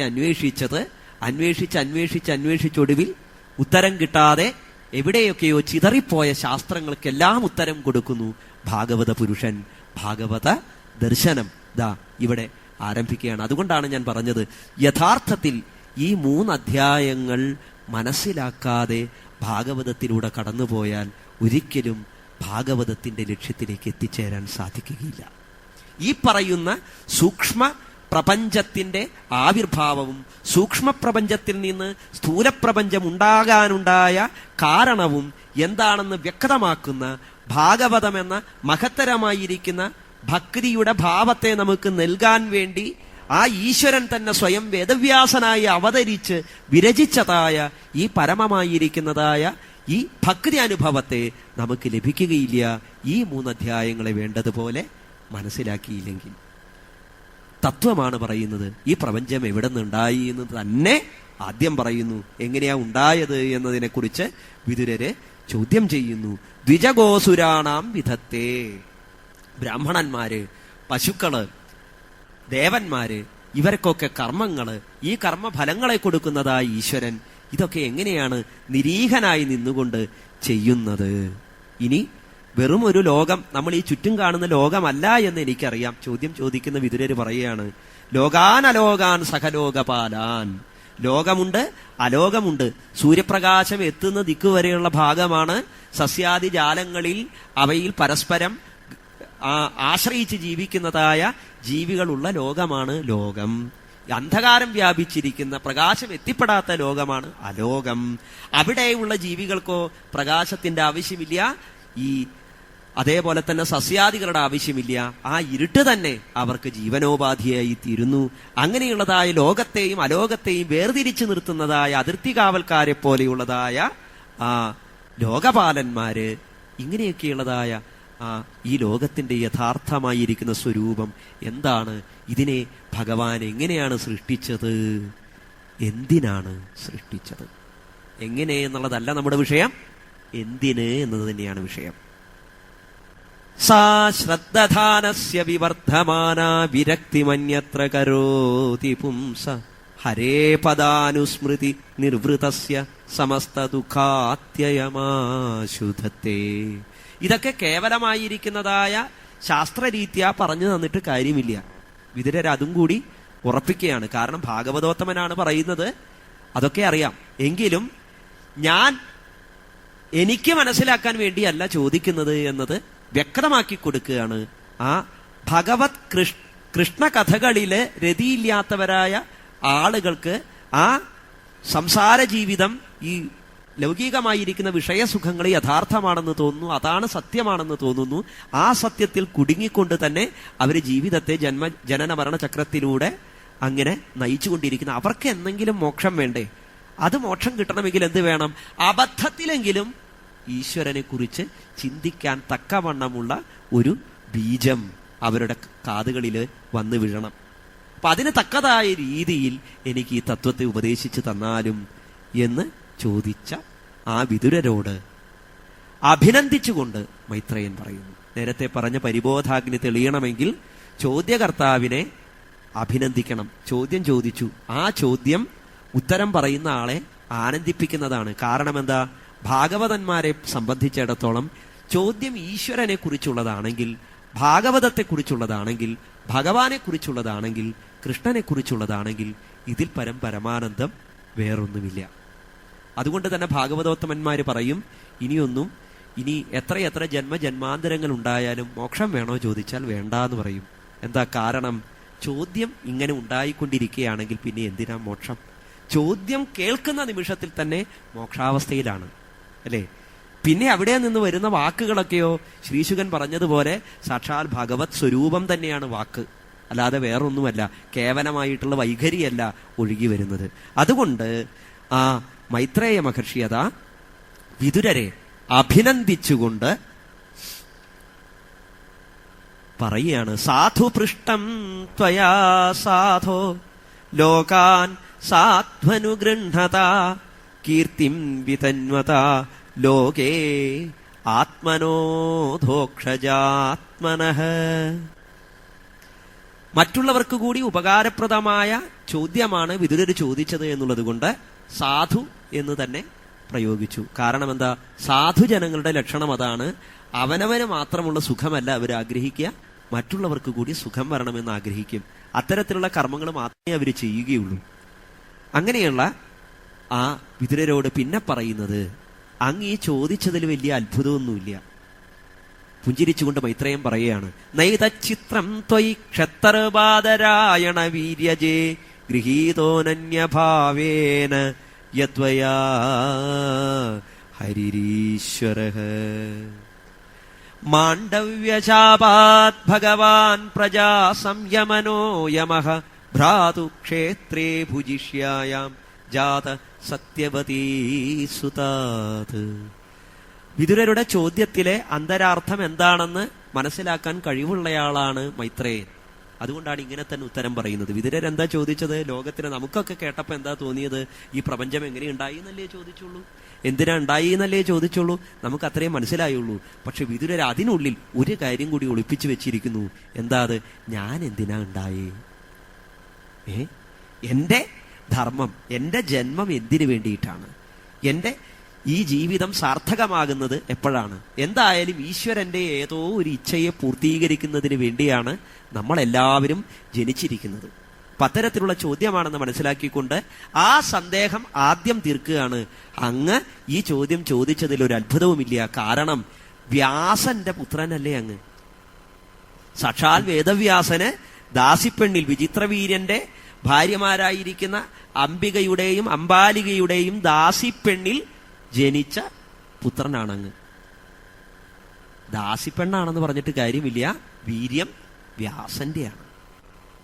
അതൊരു പ്രധാനപ്പെട്ട കാര്യം. അപ്പൊ അതുകൊണ്ട് അങ്ങേക്ക് ഭാഗവത രതി ഉണ്ടായതിൽ അത്ഭുതമില്ല. കാരണം എന്താ? യഥാബീജം തഥാങ്കുരം. ബീജം എന്താണോ അതിൽ നിന്ന് മുളപൊട്ടുന്നത് ബീജത്തിന്റെ സ്വഭാവ സവിശേഷതകളുള്ള വൃക്ഷമായിരിക്കും, അല്ലാതെ വേറൊന്നും ആയിരിക്കില്ല. മാത്രമല്ല ഒരു ജന്മരഹസ്യം കൂടി പറയുകയാണ്. മാണ്ഡവ്യശാപാത് ഭഗവാൻ പ്രജാ സംയമനോ യമഃ ഭ്രാതു ക്ഷേത്രേ ഭുജിഷ്യായാം ജാത സത്യവതീ സുതാത്. മാണ്ഡവ്യ ശാപം കൊണ്ട് അങ്ങ് ആ സാക്ഷാൽ യമധർമ്മരാജാവ് തന്നെയായ അങ്ങ് ആ മാണ്ഡവ്യന്റെ ശാപം നിമിത്തം ഭൂമിയിൽ ഒരു ജന്മം ഇങ്ങനെ ദുഃഖിച്ച് തീർക്കാൻ വേണ്ടി ജനിച്ചതല്ലേ എന്നത് ആ പരമരഹസ്യം ഇവിടെ വെളിപ്പെടുത്തുകയാണ്. അപ്പൊ അതിനർത്ഥം വിതുരർക്ക് അത് അറിയാമായിരുന്നുവെങ്കിൽ വിതുരർ ഇത്രയധികം ധർമ്മചിന്ത നടത്തുമായിരുന്നില്ല, അല്ലേ? മഹാഭാരത യുദ്ധസമയത്ത് ഭീഷ്മരുടെ അരികത്തും ധൃതരാഷ്ട്രരുടെ അരികത്തും അവരെ മനസ്സ് തളരുമ്പോഴൊക്കെ ധർമ്മശാസ്ത്രഗതികളെക്കുറിച്ച് ഓർമ്മപ്പെടുത്തിക്കൊണ്ട് അവിടെ തന്നെ കഴിഞ്ഞുകൂടി വിതുരര്. അവസാനം സഖി കെട്ടപ്പോഴാണ് ധൃതരാഷ്ട്രരോട് നിന്റെ മക്കൾ ചെയ്യുന്നതൊന്നും ശരിയല്ല, അവരെ ചവിട്ടി പുറത്താക്കി പാണ്ഡവരെ വാഴിക്കൂ എന്ന് പറഞ്ഞപ്പോ അവര് തന്നെ വിതുരരെ എന്തായാലും ഒഴുകാൻ നിന്ന വഞ്ചിക്കൊരു തള്ളു കിട്ടിയതുപോലെ വിതുരർക്ക് വൈരാഗ്യം വരികയും അങ്ങനെയാണ് കൊട്ടാരം വിട്ടിറങ്ങിപ്പോകുന്നത്. അപ്പൊ സത്യത്തിൽ ഇവിടെ ആദ്യം ആ സന്ദേഹം തീർക്കുകയാണ്. അങ്ങയുടെ ജന്മോദ്ദേശം യഥാർത്ഥത്തിൽ എന്താണ്? ഇതാണ്. വ്യാസനോട് നാരദൻ പറഞ്ഞത് എന്തോ അത് തന്നെയാണ് ഇവിടെ വിതുരരോട് മൈത്രേയനും ഓർമ്മിപ്പിക്കുന്നത്. അങ്ങ് ഇത്രയും കാലം ധർമ്മത്തെക്കുറിച്ച് അന്വേഷിക്കണം. മാണ്ഡവ്യന്റെ ശാപം അതാണ്. അണിമാണ്ഡവ്യൻ എന്ന് പറയുന്നതായ മഹർഷി വര്യൻ ഒരു ആശ്രമത്തിൽ തപസ് ചെയ്യുന്ന സമയത്ത്, മൗനമുദ്രിതനായി ഇരിക്കുന്ന സമയത്ത് അവിടേക്ക് കടന്നു വന്നതായ ഒരു കള്ളനെ പിടിക്കാൻ കിങ്കരന്മാരും കൂടെയുണ്ട്. കള്ളൻ ആശ്രമത്തിൽ കയറി ഒളിച്ചു. കിങ്കരന്മാര് ചോദിച്ചു, എവിടേക്കാ കള്ളൻ പോയേ? മാണ്ഡവ്യ മുനി മിണ്ടിയില്ല. അവസാനം ആശ്രമത്തിൽ കയറി കള്ളനെ പിടിച്ചു, ആ ദ്രവ്യങ്ങളും പിടിച്ചു. അതിന് കൂട്ടുനിന്നത് ഈ സന്യാസിയാണ് എന്നുള്ള ഭാവത്തിൽ കിങ്കരന്മാര് ഈ മാണ്ഡവ്യ മഹർഷിയെയും പിടിച്ചുകൊണ്ടുപോയി രാജാവിന്റെ അടുത്ത് കൊണ്ടുവന്നു. ശിക്ഷ വിധിച്ചു. കള്ളന്മാരോടൊപ്പം കുന്തത്തിൽ കോർത്തിട്ടു മാണ്ഡവ്യനെയും. പക്ഷേ കള്ളന്മാരൊക്കെ മരിച്ചുപോയി. മാണ്ഡവ്യന് മരണമില്ല. മരിക്കാതെ ഇങ്ങനെ കുന്തത്തിൽ ഇങ്ങനെ കിടക്കുകയാണ്. അങ്ങനെ ഏറെക്കാലം കിടന്നു കഴിഞ്ഞിട്ടും അണിമാണ്ഡവ്യന് മരണമില്ല എന്ന് മനസ്സിലായി കഴിഞ്ഞപ്പോ രാജാവ് ഭയന്ന് വിറയ്ക്കാൻ തുടങ്ങി. എന്ത് ചെയ്യും? എങ്ങനെയെങ്കിലും കുന്തത്തിൽ നിന്ന് ഊരിയെടുക്കാൻ നോക്കി, പറ്റിയില്ല. അവസാനം ആ ശരീരത്തിൽ വെച്ച് ആ കുന്തം പുറത്തുള്ള ഭാഗം മുറിച്ചു കളഞ്ഞു. ബാക്കിയുള്ള ഭാഗം ഉള്ളിൽ തന്നെ ഇരുന്നു. അതുകൊണ്ടാണ് അദ്ദേഹത്തിന് അണിമാണ്ഡവ്യൻ എന്നുള്ള പേര് തന്നെ വന്നത്. അങ്ങനെയുള്ള മാണ്ഡവ്യ മഹർഷി ആ ശരീരത്തിൽ തറച്ചിരിക്കുന്നതായ കുന്തവും അതിന്റെ വേദനയും ഒക്കെ സഹിച്ചുകൊണ്ട് യമധർമ്മരാജാവിന്റെ അരികത്തെത്തുകയും അദ്ദേഹത്തോട് ചോദിച്ചു, ഞാൻ എന്ത് തെറ്റ് ചെയ്തു എന്ന്. അപ്പൊ യമധർമ്മൻ പറഞ്ഞു, കുട്ടിക്കാലത്ത് ബാലഭാവത്തിൽ ഇരിക്കുന്ന കാലത്ത് തുമ്പികളെ പിടിക്കും, എന്നിട്ട് അതിന്റെ ശരീരത്തിലൂടെ ഈർക്കിലി കുത്തിക്കേറ്റും. അപ്പോൾ അത് പിടയുന്നത് കണ്ടിട്ട് സന്തോഷത്തോടു കൂടി കൈകൊട്ടി ചിരിച്ചിരുന്നു അത്രേ. ആ മഹാപാപത്തിന്റെ ഫലമായിട്ടാണ് അങ്ങേക്കിപ്പോൾ ചെയ്യാത്ത തെറ്റിന് കുന്തത്തിൽ കോർത്തു കിടക്കേണ്ടി വന്നത് എന്ന് പറയുകയാണ്. ഇത് കേട്ടുകഴിഞ്ഞപ്പോ അണിമാണ്ഡവ്യൻ പൊട്ടിച്ചിരിച്ചുകൊണ്ട് യമധർമ്മനോട് പറഞ്ഞു, ഹേ ധർമ്മരാജാവേ, എന്തൊരു വിധിയാണിത്! കാരണം ധർമ്മം പരിപാലിക്കേണ്ടവർ തന്നെ അധർമ്മം ചെയ്യുന്നു. അങ്ങീ പറഞ്ഞത് ഒരിക്കലും ന്യായീകരിക്കാവുന്ന ഒരു കാര്യമല്ല. ഇതെങ്ങനെയാണ് ധർമ്മമാവുക? കുട്ടിക്കാലത്ത് 12 വയസ്സിന് താഴെയുള്ളതായ കാലം, ആ ബാല്യകാലത്ത് ചെയ്യുന്നതായ പ്രവർത്തികളുടെ ഫലം അനുഭവിക്കേണ്ടത് അവർ ചെയ്യുന്നത് അവരറിഞ്ഞുകൊണ്ട് ചെയ്യുന്നതല്ല. അതുകൊണ്ട് ആ കാലഘട്ടത്തിൽ അനുഭവിക്കേണ്ടത് അവർ ചെയ്തതായ പാപത്തിന്റെ കർമ്മ ഫലം അനുഭവിക്കേണ്ടത് അവരല്ല, അവരുടെ അച്ഛനമ്മമാരാണ്. കൗമാര കാലഘട്ടത്തിൽ, ബ്രഹ്മചര്യ കാലഘട്ടത്തിൽ, വിദ്യാഭ്യാസ കാലഘട്ടത്തിൽ കുട്ടികൾ ചെയ്യുന്ന തെറ്റിന്റെ ഫലം അനുഭവിക്കേണ്ടത് ആരാ? ഗുരുനാഥനാണ്. യൗവന കാലഘട്ടത്തില് ഗൃഹസ്ഥ ജീവിതം നയിക്കുമ്പോൾ അല്ലെങ്കിൽ ആ കാലഘട്ടത്തില് അവര് തന്നെ അനുഭവിക്കണം. വാർദ്ധക്യ കാലഘട്ടമായാലോ അവര് ചെയ്യുന്ന തെറ്റിന്റെ ഫലം മക്കൾ അനുഭവിക്കണം. ഇങ്ങനെയാണ് നിയമം. ഈ നിയമം മറന്നുകൊണ്ട് അങ്ങ് പ്രവർത്തിച്ചു. ധർമ്മത്തെ അറിഞ്ഞിട്ടും ധർമ്മത്തെ പരിരക്ഷിക്കാതിരുന്നു. അതുകൊണ്ട് അങ്ങ് ഭൂമിയിൽ ജനിക്കും മനുഷ്യനായിട്ട്. ധർമ്മം സംരക്ഷിക്കാൻ കഴിയാതെ, അധർമ്മം മുന്നിൽ നടക്കുമ്പോഴും അതിനെ തടുക്കാൻ കഴിയാതെ അങ്ങേക്ക് അലയേണ്ടി വരും, ദുഃഖിക്കേണ്ടി വരും എന്നായിരുന്നു ശാപം. വന്നില്ലേ? രാജസഭയിൽ വെച്ച് ഒരു ദാസിപ്പെണ്ണിന്റെ പോലും പുടവെ തുമ്പിൽ കയറിപ്പിടിക്കാത്തതായ ആ ഭാരതത്തിന്റെ രാജസഭയിൽ വെച്ച് പാഞ്ചാലിയുടെ ചേലത്തുമ്പ് പിടിച്ച് വലിച്ചിഴച്ച സമയത്ത് അത് അധർമ്മമാണെന്ന് പറഞ്ഞ് തടുക്കാൻ വിതുരർക്ക് സാധിച്ചില്ല. അരക്കില്ലം ദഹിക്കുന്ന സമയത്തും ഇത് അധർമ്മമാണെന്ന് പറഞ്ഞ് തടുക്കാൻ വിതുരർക്ക് സാധിച്ചില്ല. വിളിച്ചു പറയാൻ മാത്രമേ സാധിച്ചുള്ളൂ. അവസാനം വിതുരരെ കൊണ്ട് ഇത് പറയിച്ച മഹാഭാരതകാരനായ വേദവ്യാസൻ വരെ എന്താ ചെയ്തത്? ഊർധ്വബാഹുർ വിരമ്യേഷ നകശ്ചിത് ശൃണോതി മാം ധർമാദർത്ഥശ്ച കാമശ്ച സധർമ്മ കിം ന സേവ്യതേ. ഞാനിതാ 2 കൈയും ഉയർത്തി തിരിച്ചു പോകുന്നു, എന്നെ ആരും കേൾക്കുന്നില്ലല്ലോ, ധർമ്മമാണ് എല്ലാറ്റിനും അടിസ്ഥാനം, എന്നിട്ടും ആരും ധർമ്മം ചെയ്യുന്നില്ലല്ലോ എന്ന് വേദനിക്കുന്ന വേദവ്യാസന്റെ വാക്കുകള് വിതുരരുടെ വാക്കുകൾ തന്നെയാണ്. മഹാഭാരതത്തില് ധർമ്മത്തിന് വേണ്ടി കരഞ്ഞവരായ ഭീഷ്മരും ഒക്കെ ഇങ്ങനെ ധർമ്മത്തിന്റെ ഗതി അറിഞ്ഞിട്ടും അതിനെ വേണ്ടതുപോലെ സംരക്ഷിക്കാൻ പറ്റാതെ പോയ ആളുകളാണ്. ധർമ്മത്തെ സംരക്ഷിക്കണമെങ്കിൽ എന്ത് വേണം?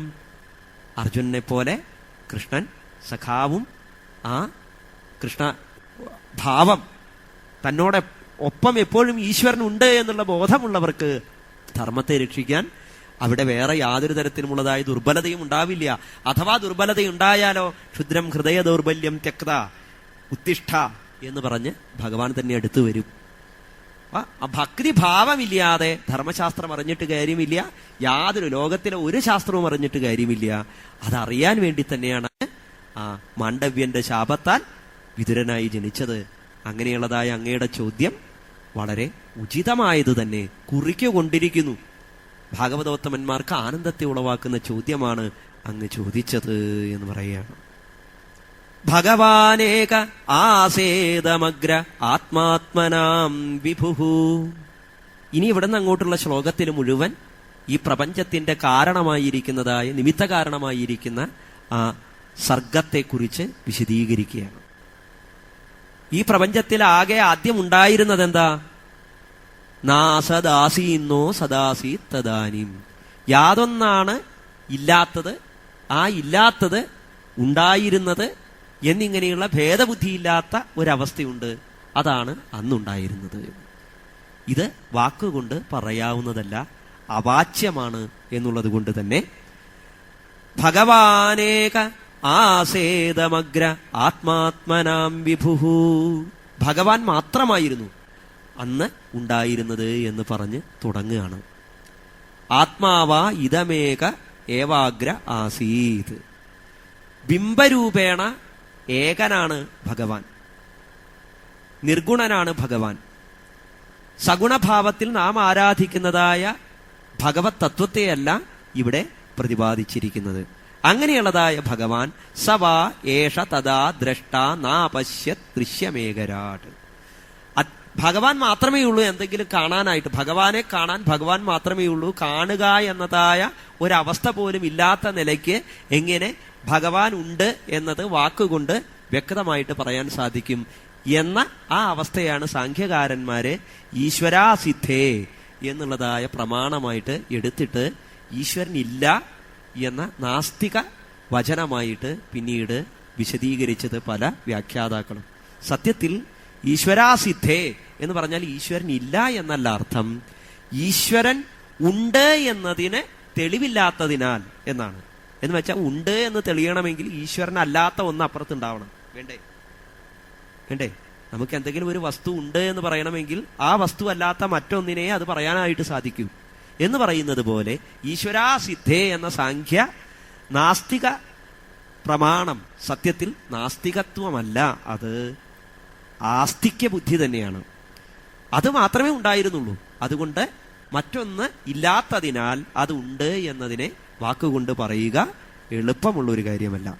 തതോ ഭവൻ മഹത്തത്വമവ്യക്താത് കാലചോദിതാത് വിജ്ഞാനാത്മാത്മദേഹസ്ഥം വിശ്വം വ്യഞ്ജം സ്തമോനുദഃ. അന്ധകാരത്തെ ഇല്ലാതാക്കുന്നതായ തമോനുത്ത് എന്നാണ് ഇവിടെ പദം പ്രയോഗിച്ചിരിക്കുന്നത്. അന്ധകാരത്തെ ഇല്ലാതാക്കുന്നതായ ആ മഹത്തത്വമാണ് ആദ്യമുണ്ടായത്. ഓരോ ശ്ലോകങ്ങളിലൂടെയും കടന്നുപോയി ഈ മഹത്തത്വാദികളെ വിശദീകരിക്കുക എളുപ്പമുള്ള കാര്യമല്ല. അതുകൊണ്ട് വളരെ ചുരുക്കി ഞാനത് വിശദീകരിക്കാം. ഭഗവാന് ആദ്യമുണ്ടായത് ഇച്ഛയാണ്. ഏതൊരു സൃഷ്ടിയുടെയും അടിസ്ഥാനം ഇച്ഛയാണ്. ഇച്ഛയില്ലാതെ ഒന്നും ഉണ്ടാവുന്നില്ല. ലൗകിക ജീവിതത്തിൽ പോലും പ്രജാസർഗം നടക്കുന്നത് എങ്ങനെയാണ്? അവിടെയും ഇച്ഛയാണ് ആദ്യത്തെ കാര്യം. അന്ധക്കരണ സംബന്ധാത് ദമ്പത്യോ പ്രാണസംശ്രയാത് ആനന്ദഗ്രന്ഥിരേകോയം അപത്യമിതി കഥ്യതേ എന്നാണ്. അന്ധക്കരണ സംബന്ധാത്, ആദ്യം തന്നെ ഒരു സ്ത്രീയും പുരുഷനും തമ്മില് അന്ധക്കരണം കൊണ്ടാണ് സംബന്ധം ഉണ്ടാവുന്നത്. എന്ന് വെച്ചാൽ അത് തന്നെയാണ് ഇച്ഛ. പരസ്പരം ഇച്ഛയുണ്ടാവുന്നു. ആ ഇച്ഛയിൽ നിന്ന് പിന്നീട് ദമ്പത്യോ പ്രാണസംശ്രയാത്, പരസ്പരമുള്ളതായ ആ കൂടിച്ചേരലിൽ നിന്ന് ആദ്യം ഉണ്ടാവുന്നത് എന്താ? ആനന്ദഗ്രന്ഥിരേകോയം, ഒരു ആനന്ദഗ്രന്ഥി ഉണ്ടാവുന്നു. അതിന്റെ പേരെന്താണ്? അപത്യം എന്നാണ്. എന്ന് വെച്ചാൽ അത് സ്ത്രീയാണോ പുരുഷനാണോ? രണ്ടുമല്ല, അല്ലേ? എന്താണെന്ന് തീർച്ചപ്പെടാൻ പറ്റാത്ത ഒന്നാണ് അപത്യം എന്ന് പറയുന്നത്. അപത്യം എന്ന വാക്കിന് സംസ്കൃതത്തിലല്ലാതെ മറ്റൊരു ഭാഷയിലും സമമായിരിക്കുന്ന ഒരു പദമില്ല എന്നുള്ളതാണ് പരമാർത്ഥം.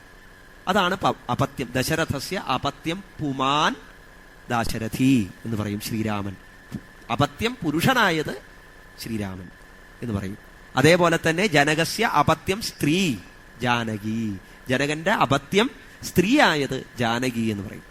അങ്ങനെയുള്ള അപത്യം ഇത് ലൗകിക രീതിയ ഇച്ഛ. പക്ഷെ അവിടെ ഇച്ഛയുണ്ടാവണമെങ്കിൽ, ലൗകിക ഭാവത്തിൽ ഇച്ഛയുണ്ടാവണമെങ്കിൽ മറ്റൊരു വസ്തുവിന്റെ സാന്നിധ്യം വേണം, സ്ത്രീയുടെ സാന്നിധ്യം വേണം. അപ്പൊ ഈശ്വരൻ ഇച്ഛയുണ്ടായി, ഇച്ഛയിൽ നിന്ന് മഹത്തത്വം ഉണ്ടായി എന്ന് പറഞ്ഞാൽ അതെങ്ങനെ ശരിയാവും?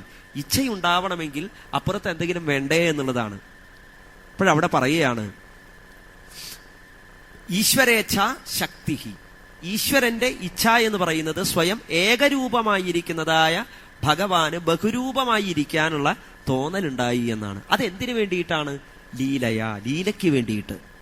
അപ്പൊ നാസ്തികകാരന്മാരൊരു ചോദ്യം ചോദിച്ചു. ഈശ്വരൻ സ്വയം ആനന്ദസ്വരൂപമാണ് അല്ലേ? ആനന്ദാദേവ ഇമാനി ഭൂതാനി ജായന്തേ ആനന്ദം ബ്രഹ്മേതി വ്യജാനൻ എന്നാണ് പ്രമാണം. ഈശ്വരൻ ആനന്ദസ്വരൂപനാണ്, സ്വയം ആനന്ദമാണെങ്കിൽ പിന്നെ ഈശ്വരൻ ആനന്ദിക്കാൻ വേണ്ടി മറ്റൊരു വസ്തുവിന്റെ ആവശ്യം വരുന്നു എന്ന് പറഞ്ഞാൽ അതെങ്ങനെ ശരിയാവും എന്നാണ്. അപ്പൊ പറയാണ്, ചിരപരിചയാത് അവജ്ഞാഭവതി. കുറെ കാലം ഇങ്ങനെ ഏകരൂപമായിരിക്കുന്ന ഈശ്വരന് ബഹുരൂപമാകാൻ ഇച്ഛയുണ്ടായി എന്നാണ് പറഞ്ഞത്. ആ ഇച്ഛയിൽ നിന്ന് ക്ഷുഭിതമായിരിക്കുന്നതായ പ്രകൃതിയുണ്ടായി, മായയുണ്ടായി. അതാണ് അവിടുത്തെ സ്ത്രീഭാവം എന്ന് പറയുന്നത്. ആ പ്രകൃതി തത്വത്തിലേക്ക് ഭഗവതിച്ഛ കൂടിച്ചേരുകയും സൂക്ഷ്മരൂപമായിരിക്കുന്നതായ പ്രപഞ്ചകൽപ്പന, ഈശ്വരന്റെ സങ്കല്പം ആദ്യം ആവിർഭൂതമായി. ആ ഈശ്വരന്റെ സൂക്ഷ്മ പ്രപഞ്ച സങ്കല്പം ഇങ്ങനെയായിരുന്നു.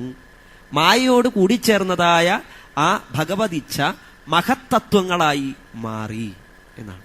മഹത്തത്വം എന്ന് പറഞ്ഞാൽ അതിന് പ്രത്യേകിച്ച് വ്യക്തമാക്കാൻ സഗുണമായിരിക്കുന്ന ഒരു ഭാവമില്ലാത്തത് കൊണ്ട് അതിനെ വിളിച്ചു അവ്യക്തം എന്ന്. ഈ അവ്യക്തത്തിൽ നിന്ന് പിന്നീട് ഗുണങ്ങളുണ്ടായി, സാത്വിക, രാജസ, താമസ ഗുണങ്ങൾ. ഈ മഹത്തത്വമാണ് പിന്നീട് ഭൂതഗ്രാമങ്ങളായിട്ട്, പഞ്ചഭൂതങ്ങള്, അഗ്നി, ജലം, വായു, ആകാശം, ഭൂമി, അവയുടെയൊക്കെ പഞ്ചതന്മാത്രകള്, ശബ്ദരൂപ സ്പർശ ഗന്ധാദി തന്മാത്രകളായി പരിണമിച്ചതും. ഇങ്ങനെ 23 തത്വങ്ങളായി ആദ്യം ഭഗവാൻ സ്വയം സൂക്ഷ്മപ്രപഞ്ചമായി സ്വയം സൃഷ്ടിച്ചു, തന്നെ സങ്കല്പിച്ചു എന്നർത്ഥം.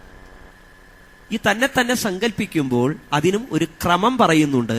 അത് വളരെ വ്യക്തമായി മൈത്രേയൻ പറഞ്ഞിട്ടുണ്ട്. ഇത് ക്രമത്തിൽ ഞാൻ പറഞ്ഞു തരാമെന്ന് തന്നെയാണ്. എന്താണ് അതിന്റെ ക്രമം? മഹത്തത്വത്തിൽ നിന്ന് ഈ പഞ്ചഭൂതങ്ങൾ ഉണ്ടാകുന്നതിന് ഒരു ക്രമമുണ്ട്. ആദ്യം ഉണ്ടായത് ആകാശമാണ്. ആകാശം ശബ്ദഗുണകമാണ്. ശബ്ദഗുണകമായിരിക്കുന്നതായ ആകാശത്തിൽ നിന്നാണ് വായു ഉണ്ടായത്. ഈ വായുവിന്റെ ഗുണമോ സ്പർശമാണ്. ഇതേ തത്വം തന്നെ വേദാന്തത്തിൽ പറയുമ്പോൾ വേദാന്തികൾ പഞ്ചീകരണ പ്രക്രിയയായിട്ടാണ് ഇതിനെ വിശദീകരിക്കുന്നത്.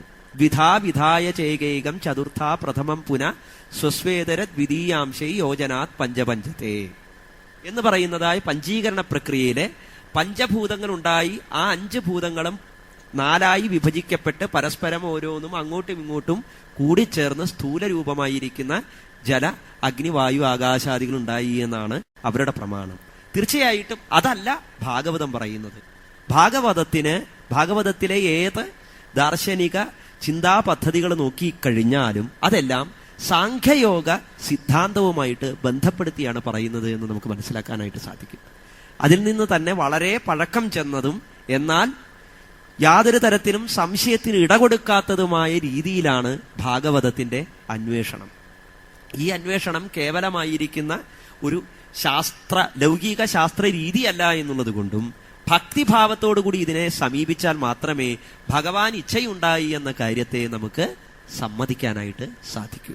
അല്ലാത്തവർക്ക് ഒരിക്കലും അത് സമ്മതിക്കാൻ സാധിക്കില്ല. ഭക്തിയില്ലാത്തവർക്ക് ഭഗവാൻ എന്ത്, ഇച്ഛ എന്ത്, മായ എന്ത്, പ്രകൃതി എന്ത്, ലോകമുണ്ടായാലെന്ത്, നശിച്ചാലെന്ത്, അവരെ സംബന്ധിച്ചിടത്തോളം കേവലം കണ്ണിൽ കാണുന്നത് ശരി, അതിനെ ആസ്വദിക്കുക, അത് കഴിഞ്ഞാൽ അത് ഉപേക്ഷിക്കുക എന്ന അവസ്ഥയാണ്. അത്തരത്തിലുള്ളതായ നാസ്തിക ചിന്താരീതി കൊണ്ട്, നാസ്തിക്യ ബുദ്ധി കൊണ്ട് ഒരിക്കലും ഈ തത്വത്തെ നമുക്ക് മനസ്സിലാക്കാനായിട്ട് സാധിക്കില്ല. പരസ്പരം ഭാവയന്ത ശ്രേയ പരമവാപ്സ്യസി എന്ന ഭാവത്തിലാണ് ഇവിടെ ചോദ്യം ചോദിക്കുന്ന വിതുരരെ അഭിനന്ദിച്ചും ഉത്തരം പറഞ്ഞ മൈത്രേയനെയും അഭിനന്ദിച്ചും കൊണ്ടാണ് ഈ തത്വങ്ങൾ മുന്നോട്ട് പോകുന്നത്. ആകാശത്തിൽ നിന്ന് വായുവും ആകാശവും, ഈ 2 തത്വങ്ങളിൽ നിന്ന് പിന്നീട് തേജസ്, വായു, ആകാശം എന്നിവയിൽ നിന്ന് ജലവും ജലം, വായു, ആകാശം, തേജസ് എന്നീ നാലും കൂടിച്ചേർന്ന് ഗന്ധവതി, പൃഥിവി എന്നുള്ള ഭൂമി തത്വവും ഉണ്ടായി എന്നാണ്. അതുകൊണ്ട് ആകാശത്തിൽ ശബ്ദം ആണ് പ്രധാനം. ശബ്ദഗുണകമായിരിക്കുന്നതായ ആകാശതത്വം, ആ ആകാശതത്വത്തിൽ നിന്നുണ്ടായതായ വായു അത് സ്പർശഗുണമാണ്. സ്പർശം മാത്രമല്ല, വായുവിലെ ശബ്ദഗുണം കൂടി ചേർന്നു. അതിനുശേഷമുണ്ടായതായ തേജസ്സില് സ്പർശ ഗുണവും ശബ്ദഗുണവും കൂടി ചേർന്ന് രൂപഗുണവും ഉണ്ടായി. ആ തേജസ്സിൽ നിന്നുണ്ടായ ജലത്തിലോ സ്പർശം, രൂപം, ശബ്ദം എന്നിവയും കൂടി ചേർന്ന രസഗുണവും ഉണ്ടായി. ജലത്തിൽ എങ്ങനെയാ രസഗുണം, തേജസ്സിന്റെ ഗുണം എന്ന് ചോദിക്കാം. ജലത്തിന് തേജസ്സിന്റെ ഗുണം എങ്ങനെയുണ്ടായത്? തേജസ് എന്ന് പറഞ്ഞാൽ അഗ്നിയാണ്, അഗ്നിസ്വരൂപമാണ്. ജലത്തിന് അഗ്നിസ്വരൂപമുണ്ടോ? അഗ്നി എന്ന് പറയുന്ന ആ പഞ്ചഭൂതാത്മക തത്വത്തിൽ നിന്നാണ് നമുക്ക് രൂപത്തെ കാണാനായിട്ട് സാധിക്കുന്നത്. അപ്പൊ ജലത്തെ കാണാൻ കഴിയുന്നു എന്നുള്ളത് തന്നെയാണ് അതിന്റെ തേജോ ഗുണം എന്ന് പറയുന്നത്. ഭൂമിയായപ്പോൾ ഈ 5 ഭൂതഗ്രാമങ്ങളുടെയും ആ ഗുണങ്ങൾ കൂടിച്ചേർന്ന ഈ പറയുന്ന ആവാസയോഗ്യമായിരിക്കുന്ന ഭൂമി ഉണ്ടായി എന്നാണ്. ഇങ്ങനെ സൂക്ഷ്മപ്രപഞ്ചത്തിന്റെ ആവിർഭാവത്തെക്കുറിച്ച് പറഞ്ഞ് അതിൽ നിന്ന് ദേവതകൾ ഈ 5 തന്മാത്രകളെയും അനുഭവിക്കുന്നതിന് മഹത്തരമായിരിക്കുന്നതായ ആ തത്വങ്ങളെ ഈശ്വരീയമായ ഭാവത്തിൽ ഇച്ഛയോടുകൂടി, ഈശ്വരന്റെ ഇച്ഛ എന്താണോ ആ ഇച്ഛയ്ക്കനുസരിച്ച് തന്നെ തെറ്റാതെ അനുഭവിക്കണമെങ്കിൽ അതിന് ഈശ്വരീയമായ തന്നെ ശക്തിയുടെ പ്രേരണ വേണം. അതിനാണ് ആ ഈശ്വര തേജസ്സോടുകൂടിയതായ ദേവന്മാരും കൽപ്പിക്കപ്പെട്ടു. ആ ദേവന്മാര് തങ്ങളെ ഇച്ഛിച്ച് സൃഷ്ടിച്ചതായ ഭഗവാന്റെ ഇച്ഛയ്ക്കനുസരിച്ച് പ്രവർത്തിക്കുന്നതിന്, തങ്ങളിൽ ശക്തി ഉണ്ടാകുന്നതിന് വേണ്ടി ഭഗവാനെ പ്രാർത്ഥിച്ചു എന്നാണ് പിന്നീടുള്ള ശ്ലോകങ്ങളിൽ ദേവതകളുടെ പ്രാർത്ഥനയാണ്. ആ പ്രാർത്ഥന വളരെ പ്രധാനപ്പെട്ട ഒരൊറ്റ ശ്ലോകം മാത്രം കേട്ടുകഴിഞ്ഞാൽ നമുക്ക് ആ പ്രാർത്ഥനയുടെ സാരം മനസ്സിലാകും. ഈ ലോകം മുഴുവൻ ഏതൊരു ഭഗവത് സ്വരൂപത്തെ ധ്യാനിച്ചുകൊണ്ടാണോ ഉദാത്തമായിരിക്കുന്നതായ ആ അജ്ഞാനത്തിൽ നിന്ന് മോചനം നേടി നിത്യമായിരിക്കുന്ന ആനന്ദത്തെ പ്രാപിക്കുന്നത്, അങ്ങനെയുള്ളതായ ആ ഭഗവാനെ നമസ്കരിക്കുന്നു. എന്തിനു വേണ്ടി? ഭഗവാന്റെ ഇച്ഛ എന്താണോ ആ ഇച്ഛയെ പൂർത്തീകരിക്കുവാനുള്ള ശക്തി ഞങ്ങൾക്കുണ്ടാക്കി തരാൻ എന്നാണ്. നമ്മളും പ്രാർത്ഥിക്കേണ്ടത് അത് തന്നെയാണ്. യഥാർത്ഥത്തിൽ നമ്മള് ഇവിടെ ജനിച്ചതിന് ഒരു പുഷ്പം വിരിഞ്ഞിട്ടുണ്ടെങ്കിൽ ആ പുഷ്പം വിരിയുന്നതിലും അതിൽ സൗരഭ്യമുളവാകുന്നതിലും അതിൽ തേൻ കിനിയുന്നതിലും ഒരു കൃത്യമായിരിക്കുന്ന ഒരു ഉദ്ദേശമുണ്ട്. ആ ഉദ്ദേശം എന്താണോ അതിനെ മനസ്സിലാക്കിക്കൊണ്ട്, നമ്മുടെ ജന്മത്തിന്റെ ഉദ്ദേശം എന്താണോ അതിനെ മനസ്സിലാക്കിക്കൊണ്ട് അതിനെ പൂർത്തീകരിക്കാനുള്ള ശക്തി ഞങ്ങൾക്ക് തരണേ ഭഗവാനെ എന്നാണ് ഭഗവാനോട് പ്രാർത്ഥിക്കേണ്ടത്.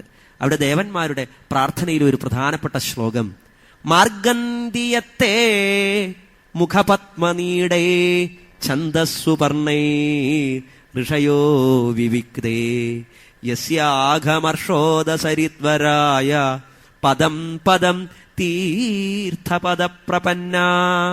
ഭാഗവതോത്തമന്മാരെല്ലാം ഒത്തുകൂടി ആ യോഗ ശക്തിയാൽ ആ ഭഗവാനിലേക്ക് തന്നെ വന്നു ചേരുന്നതിന് വേണ്ടി ഒത്തുകൂടുന്ന സ്ഥാനമാണ് ഗംഗാദ്വാരം. അവരെങ്ങനെയാണ് ആ ഈശ്വരീയമായിരിക്കുന്ന പരമപദത്തെ കണ്ടെത്തുന്നത്? ചില പക്ഷികളെ നോക്കിയാണത്രേ. ആ പക്ഷികളുടെ കൂടോ എവിടെയാണെന്ന് മനസ്സിലാക്കിക്കൊണ്ട് ആ കൂട്ടിലേക്കാണ് ഈ യോഗികളൊക്കെ എത്തിച്ചേരുന്നത്. ഈ പക്ഷികളാരാ? വേദങ്ങളാണ് ഈ പക്ഷികൾ. വേദങ്ങളാകുന്ന പക്ഷികളുടെ കൂടോ പത്മനീടൈ ഛന്ദസ്സുപർണൈ, ഭഗവാന്റെ മുഖമാണ് ഈ പക്ഷികൾ, വേദങ്ങളാകുന്ന പക്ഷികള് വസിക്കുന്നതായ കൂട്. അപ്പൊ ഈ പക്ഷികളെ നോക്കിയാണത്രേ സജ്ജനങ്ങള്, ഭക്തന്മാരായിരിക്കുന്ന ആളുകള് ഭഗവൻ മാർഗത്തെ കണ്ടെത്തുന്നത്. അങ്ങനെ വേദത്തിലൂടെ ഭഗവൻ മാർഗത്തെ കണ്ടെത്തുന്നതായ ആ മഹത്തരമായിരിക്കുന്ന യോഗികളുടെ പദം, അവർ എങ്ങനെയാണോ ഭഗവാനെ അറിയുന്നത് അതേപോലെ ഉള്ളിന്റെ ഉള്ളിൽ തന്നെ വർത്തിക്കുന്നതായ ഭഗവത് സ്വരൂപത്തെ അറിഞ്ഞ് പ്രവർത്തിക്കാനുള്ളതായ ശക്തിയെയാണ് നമ്മളും ദേവന്മാരെ പോലെ തന്നെ പ്രാർത്ഥിക്കേണ്ടത്. ഇങ്ങനെ ഭഗവാൻ സൂക്ഷ്മസ്വരൂപമായിട്ട് ഈ പ്രപഞ്ചത്തെ സങ്കല്പിച്ചു കഴിഞ്ഞ് സ്വയം ഈ 23 തത്വങ്ങളിലേക്കും തന്നെ തന്നെ വ്യാപരിപ്പിച്ച് വിരാട് പുരുഷ ഭാവമായി മാറുന്നു.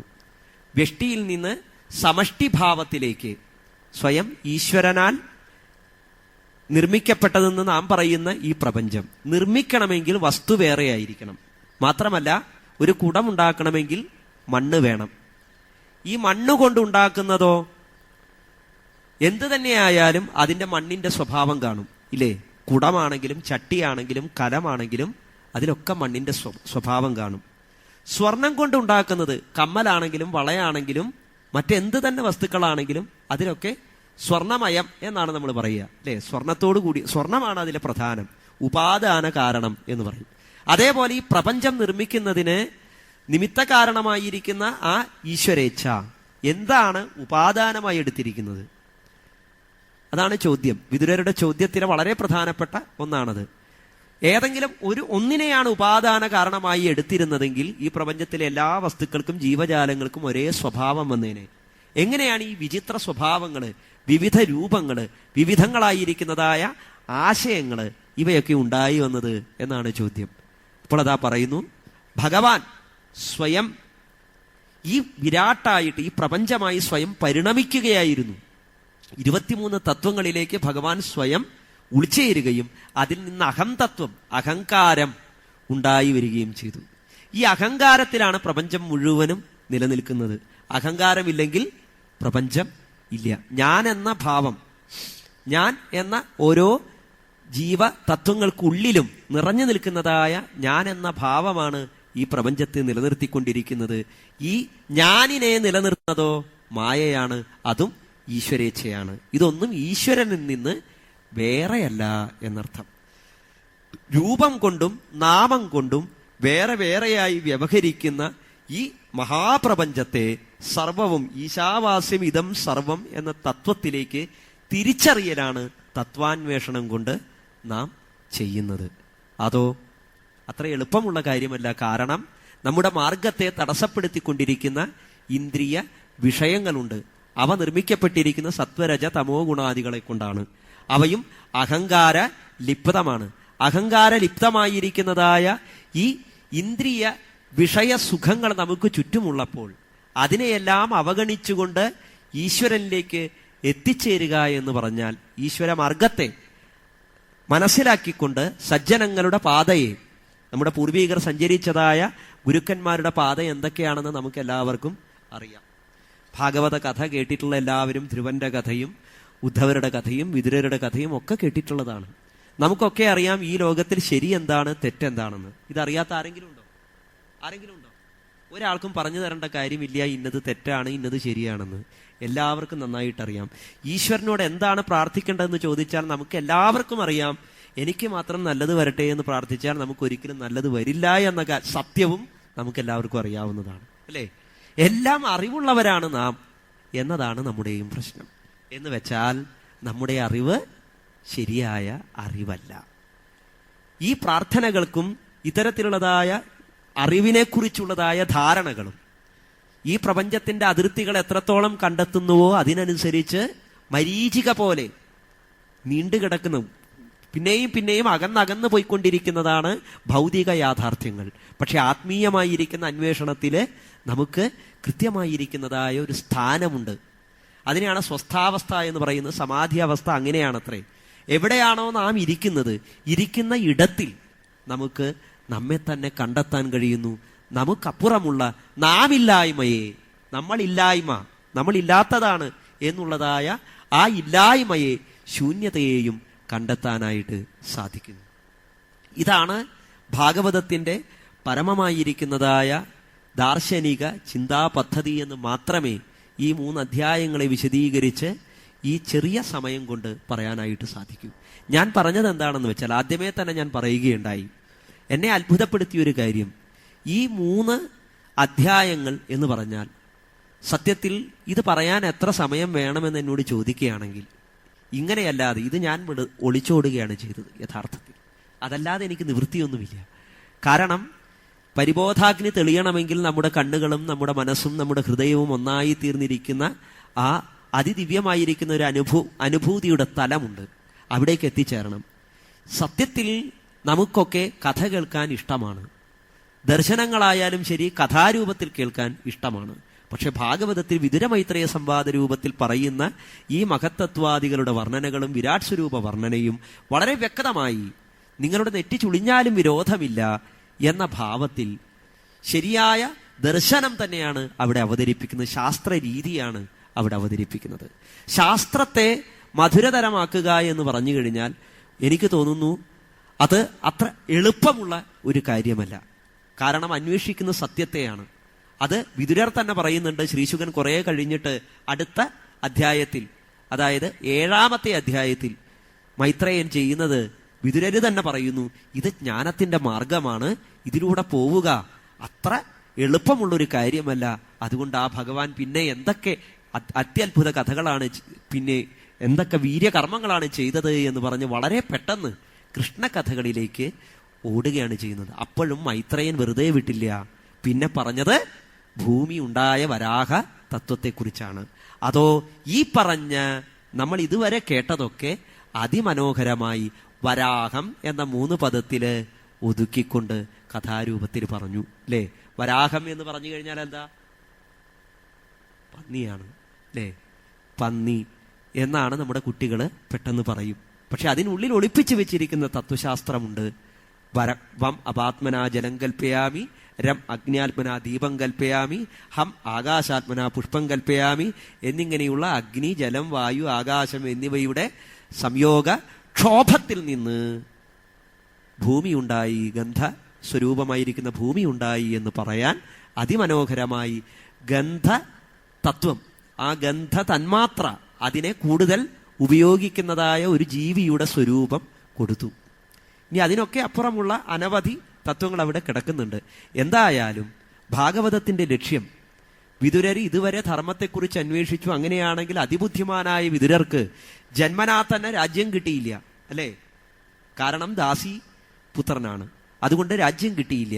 മാത്രവുമല്ല എല്ലാ തരത്തിലും ജ്യേഷ്ഠനായിരിക്കുന്ന അന്ധനായിരിക്കുന്ന ധൃതരാഷ്ട്രരോടും പാണ്ഡുവിനോടും ഒപ്പം ഒരുമിച്ച് കളിച്ച് വളർന്നുവെങ്കിലും വിവാഹം നടത്തുന്ന സമയത്ത് പോലും മറ്റൊരു ശൂദ്രപ്പെണ്ണിനെ അന്വേഷിച്ചു പോകേണ്ടി വന്നു. ഏതോ രാജാവിന്റെ കൊട്ടാരത്തിൽ ആരോ ദാനമായി നൽകിയ ഒരു ശൂദ്രപ്പെണ്ണിനെയാണ് വിതുരർ വിവാഹം കഴിച്ച് ജീവിച്ചതും. ആ കഥയൊക്കെ കേൾക്കുമ്പോൾ തന്നെ നമുക്ക് മനസ്സിലാവും വിതുരരുടെ ജീവിതം പൂർണ്ണമായിട്ടും സാമാന്യമായിരിക്കുന്നതായ വർണ്ണ വ്യവസ്ഥയുടെ എല്ലാ പരാധീനതകളും അനുഭവിച്ചുകൊണ്ടാണെന്ന്. എന്നിട്ടും ധർമ്മം ധർമ്മം ധർമ്മം ധർമ്മം എന്ന് ഉറക്കെ ഉദ്ഘോഷിച്ച് നടന്ന വിതുരര് വേണമെങ്കിൽ ആദ്യമേ തന്നെ ഭാഗവത സ്വരൂപികളായിരിക്കുന്ന ആളുകളെ കുറിച്ച് അറിവില്ലാത്ത ആളൊന്നുമല്ല. ആദ്യമേ തന്നെ ആ മാർഗം സ്വീകരിക്കാമായിരുന്നു. പറ്റില്ല. കാരണം നാരായണ പരോ ധർമ്മ പുനരാവൃത്തി ദുർലഭ പ്രവൃത്തിലക്ഷണശ്ചൈവ ധർമ്മോ നാരായണാത്മകഃ. നാരായണ പരമായിരിക്കുന്ന പ്രവൃത്തി, ആ പ്രവൃത്തികളിലൂടെ മാത്രമേ യഥാർത്ഥത്തിൽ പുനർജന്മങ്ങൾ ഇല്ലാത്ത ജീവിതം ലഭിക്കുകയുള്ളൂ. പ്രവൃത്തി അവിടെ പ്രധാനം തന്നെയാണ്. ഒളിച്ചോടാൻ സാധിക്കില്ല. ഭാഗവതം ആരോടും ഒളിച്ചോടാൻ പറയുന്നില്ല. നിങ്ങൾക്ക് ചെയ്യാനുള്ളതായ എല്ലാ കർമ്മങ്ങളെയും വേണ്ടതുപോലെ അനുഷ്ഠിച്ചുകൊണ്ട്, അതുകൊണ്ടാണ് ഉദ്ധവരോട് പറഞ്ഞത്, കൃഷ്ണൻ പോകുന്ന സമയത്ത് എന്നെ കൂടി കൊണ്ടുപോകൂ എന്ന് പറഞ്ഞു. ഉദ്ധവരോട് കൃഷ്ണൻ എന്താ പറഞ്ഞേ? കഴിഞ്ഞിട്ടില്ല, അങ്ങേക്ക് ഇനിയും ഈ പ്രപഞ്ചത്തിൽ ധർമ്മം ബാക്കി നിൽക്കുന്നു, ചെയ്യേണ്ടതായ കർമ്മങ്ങൾ ബാക്കി നിൽക്കുന്നു. എന്താ അത്?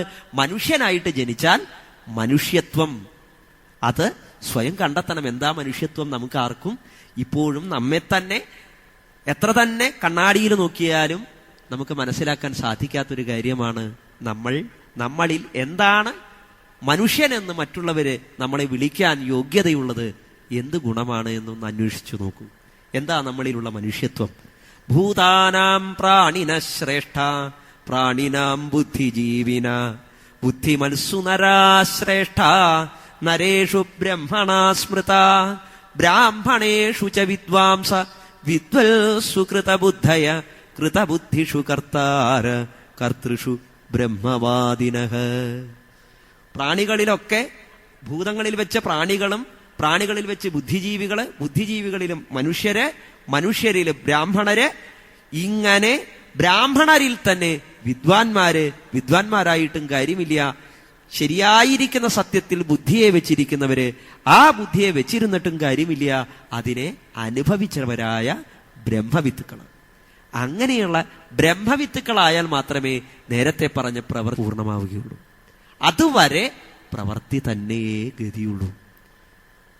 അപ്പൊ ആ പ്രവൃത്തി മാർഗത്തിൽ നാം യഥാർത്ഥ മനുഷ്യനാവണമെങ്കിൽ നമ്മുടെ ജന്മം എന്തിനു വേണ്ടി, ഞാൻ എന്തിനു ജനിച്ചു എന്നതിനെ കുറിച്ച് നാം സ്വയം ചിന്തിക്കുക തന്നെ വേണം. കാരണം കരചരണാദികളുണ്ട്, മൂക്ക്, കയ്യ്, കാല്, മൂക്ക് മുതലായിരിക്കുന്ന എല്ലാ ഇന്ദ്രിയങ്ങളിലൂടെയും ജീവിച്ചു കൊണ്ടിരിക്കുന്ന മനുഷ്യൻ ഭക്ഷണം കഴിക്കുന്നു, ഉറങ്ങുന്നു, അതേപോലെ തന്നെ സംവദിക്കുന്നു, മറ്റുള്ളവരുമായി ആശയവിനിമയാദികൾ ചെയ്യുന്നു, ഇതൊക്കെ നടത്തിക്കൊണ്ടിരിക്കുന്നു. ഇതൊക്കെ മറ്റ് ജീവജാലങ്ങളും ചെയ്യുന്നുണ്ട്, പക്ഷി മൃഗജാലങ്ങളും ചെയ്യുന്നുണ്ട്. അവയ്ക്കൊന്നും കഴിയാത്ത ഒരു ശരിയായിരിക്കുന്നൊരു ഉദ്ദേശം മനുഷ്യജന്മത്തിനുണ്ട്. അത് നമ്മയൊക്കെ ഇച്ഛ കൊണ്ട് സൃഷ്ടിച്ചതായ ആ ഭഗവാന്റെ ഇച്ഛ എന്താണെന്ന് മനസ്സിലാക്കലാണ്. വേദവ്യാസൻ ധർമ്മത്തെക്കുറിച്ചൊക്കെ ഉദ്ഘോഷിച്ച് ഏറ്റവും ഒടുവിൽ പറഞ്ഞത് ഗുഹ്യം ബ്രഹ്മ തദിദം വോ ബ്രവീമി നമാനുഷാത് ശ്രേഷ്ഠതരം ഹി കിഞ്ചിൻ. ഏറ്റവും പരമമായിരിക്കുന്ന രഹസ്യമായിരിക്കുന്ന ബ്രഹ്മത്തെ ഞാൻ പറയാം. മനുഷ്യത്വത്തെക്കാൾ പരമപ്രധാനമായി യാതൊന്നുമില്ല എന്ന തത്വത്തെയാണ്. മനുഷ്യത്വത്തെക്കാൾ പരമമായിട്ട് യാതൊന്നുമില്ല, ഇതാണ് ഉദ്ഘോഷിച്ചത്. ഈ മനുഷ്യത്വമോ മനുഷ്യന്റെ ബുദ്ധിശക്തിയെ യഥാർത്ഥമായിരിക്കുന്ന കൃഷ്ണതത്വത്തിലേക്ക് പ്രേരിപ്പിക്കുക എന്നതാണ്. ഏന കേനാപ്യുപായേന മനഃകൃഷ്ണേ നിവേശയേത്. ഏതുപായം ഉപയോഗിച്ചിട്ടാണെങ്കിലും മനസ്സ് കൃഷ്ണനിലേക്ക് രമിപ്പിക്കുക എന്നത് മാത്രമാണ് ഈ മഹാതത്വത്തെ ഇത്രയും വിശേഷപ്പെട്ടതായ 3 അധ്യായങ്ങളെ ഇവിടെ നിങ്ങളുടെ മുമ്പിൽ ഒരല്പനേരം ഇരുന്ന് അരണി കടയുന്നത് പോലെ നമുക്ക് മുഖാമുഖം നോക്കിയിരുന്ന് പരസ്പരം അതിലെ ഏതെങ്കിലും തരത്തിലുള്ള അഗ്നി ജ്വാലകൾ നമ്മുടെ ഹൃദയത്തിൽ പ്രകാശം തെളിയിച്ചിട്ടുണ്ടെങ്കിൽ, പ്രകാശപൂരിതമായിട്ടുണ്ടെങ്കിൽ അത് മാത്രം ഭാഗ്യം. അങ്ങനെയുള്ളതായ ഭാഗ്യത്തിന് വേണ്ടിയാണ് ഭാഗവതോത്തമരായ എല്ലാവരും ഒത്തുകൂടുന്നത്, ഇത്തരത്തിലുള്ളതായ തത്വവിചാരങ്ങൾ ചെയ്യുന്നത്, സത്രവേദികളിലൂടെ കടന്നു പോകുന്നത്. ഇങ്ങനെയുള്ളതായ ഈ കുറച്ച് നിമിഷങ്ങളിൽ ഇവിടെ വന്നിരിക്കാനും ഈ ഭാഗവത ചിന്താധാരയിലെ ആ ഒഴുക്കിൽ ഒന്ന് ഒഴുകിക്കൊണ്ട് വീണ്ടും മനസ്സിനെ ഭഗവാനിൽ തന്നെ ഉറപ്പിക്കാൻ, പൂർവാധികം ശക്തിയോടെ കൂടുതൽ ആഴത്തിൽ ഉറപ്പിക്കാൻ സാധിച്ചതിലുള്ള ആ ഭാഗ്യം ഭഗവാൻ തന്നതിന് ഭഗവാനോടും ഈ തത്വസമീക്ഷ സത്രത്തിൻ്റെ എല്ലാ തരത്തിലുള്ളതായ പ്രവർത്തകരോടും, പ്രത്യേകിച്ച് എന്നെ അനുനിമിഷം ഉപദേശിക്കുകയും അനുഗ്രഹിക്കുകയും ചെയ്തുകൊണ്ടിരിക്കുന്ന സ്വാമി ഭൂമാനന്ദ തീർത്ഥ മഹാരാജ് അവരുകളോടും നന്ദിയല്ല, അതിലേറെ ഭക്തിയോടെ മനസ്സുകൊണ്ട് നമസ്കരിക്കുന്നു. ആ നമസ്കാരങ്ങൾ നിങ്ങൾ ഓരോരുത്തരുടെയും ഹൃദയത്തിലൂടെ ഗുരുപരമ്പരകളിലേക്കും സാക്ഷാൽ ഗുരുവായൂരപ്പൻ്റെ പാദങ്ങളിലേക്കും സമർപ്പിച്ചുകൊണ്ട് നിർത്തുന്നു.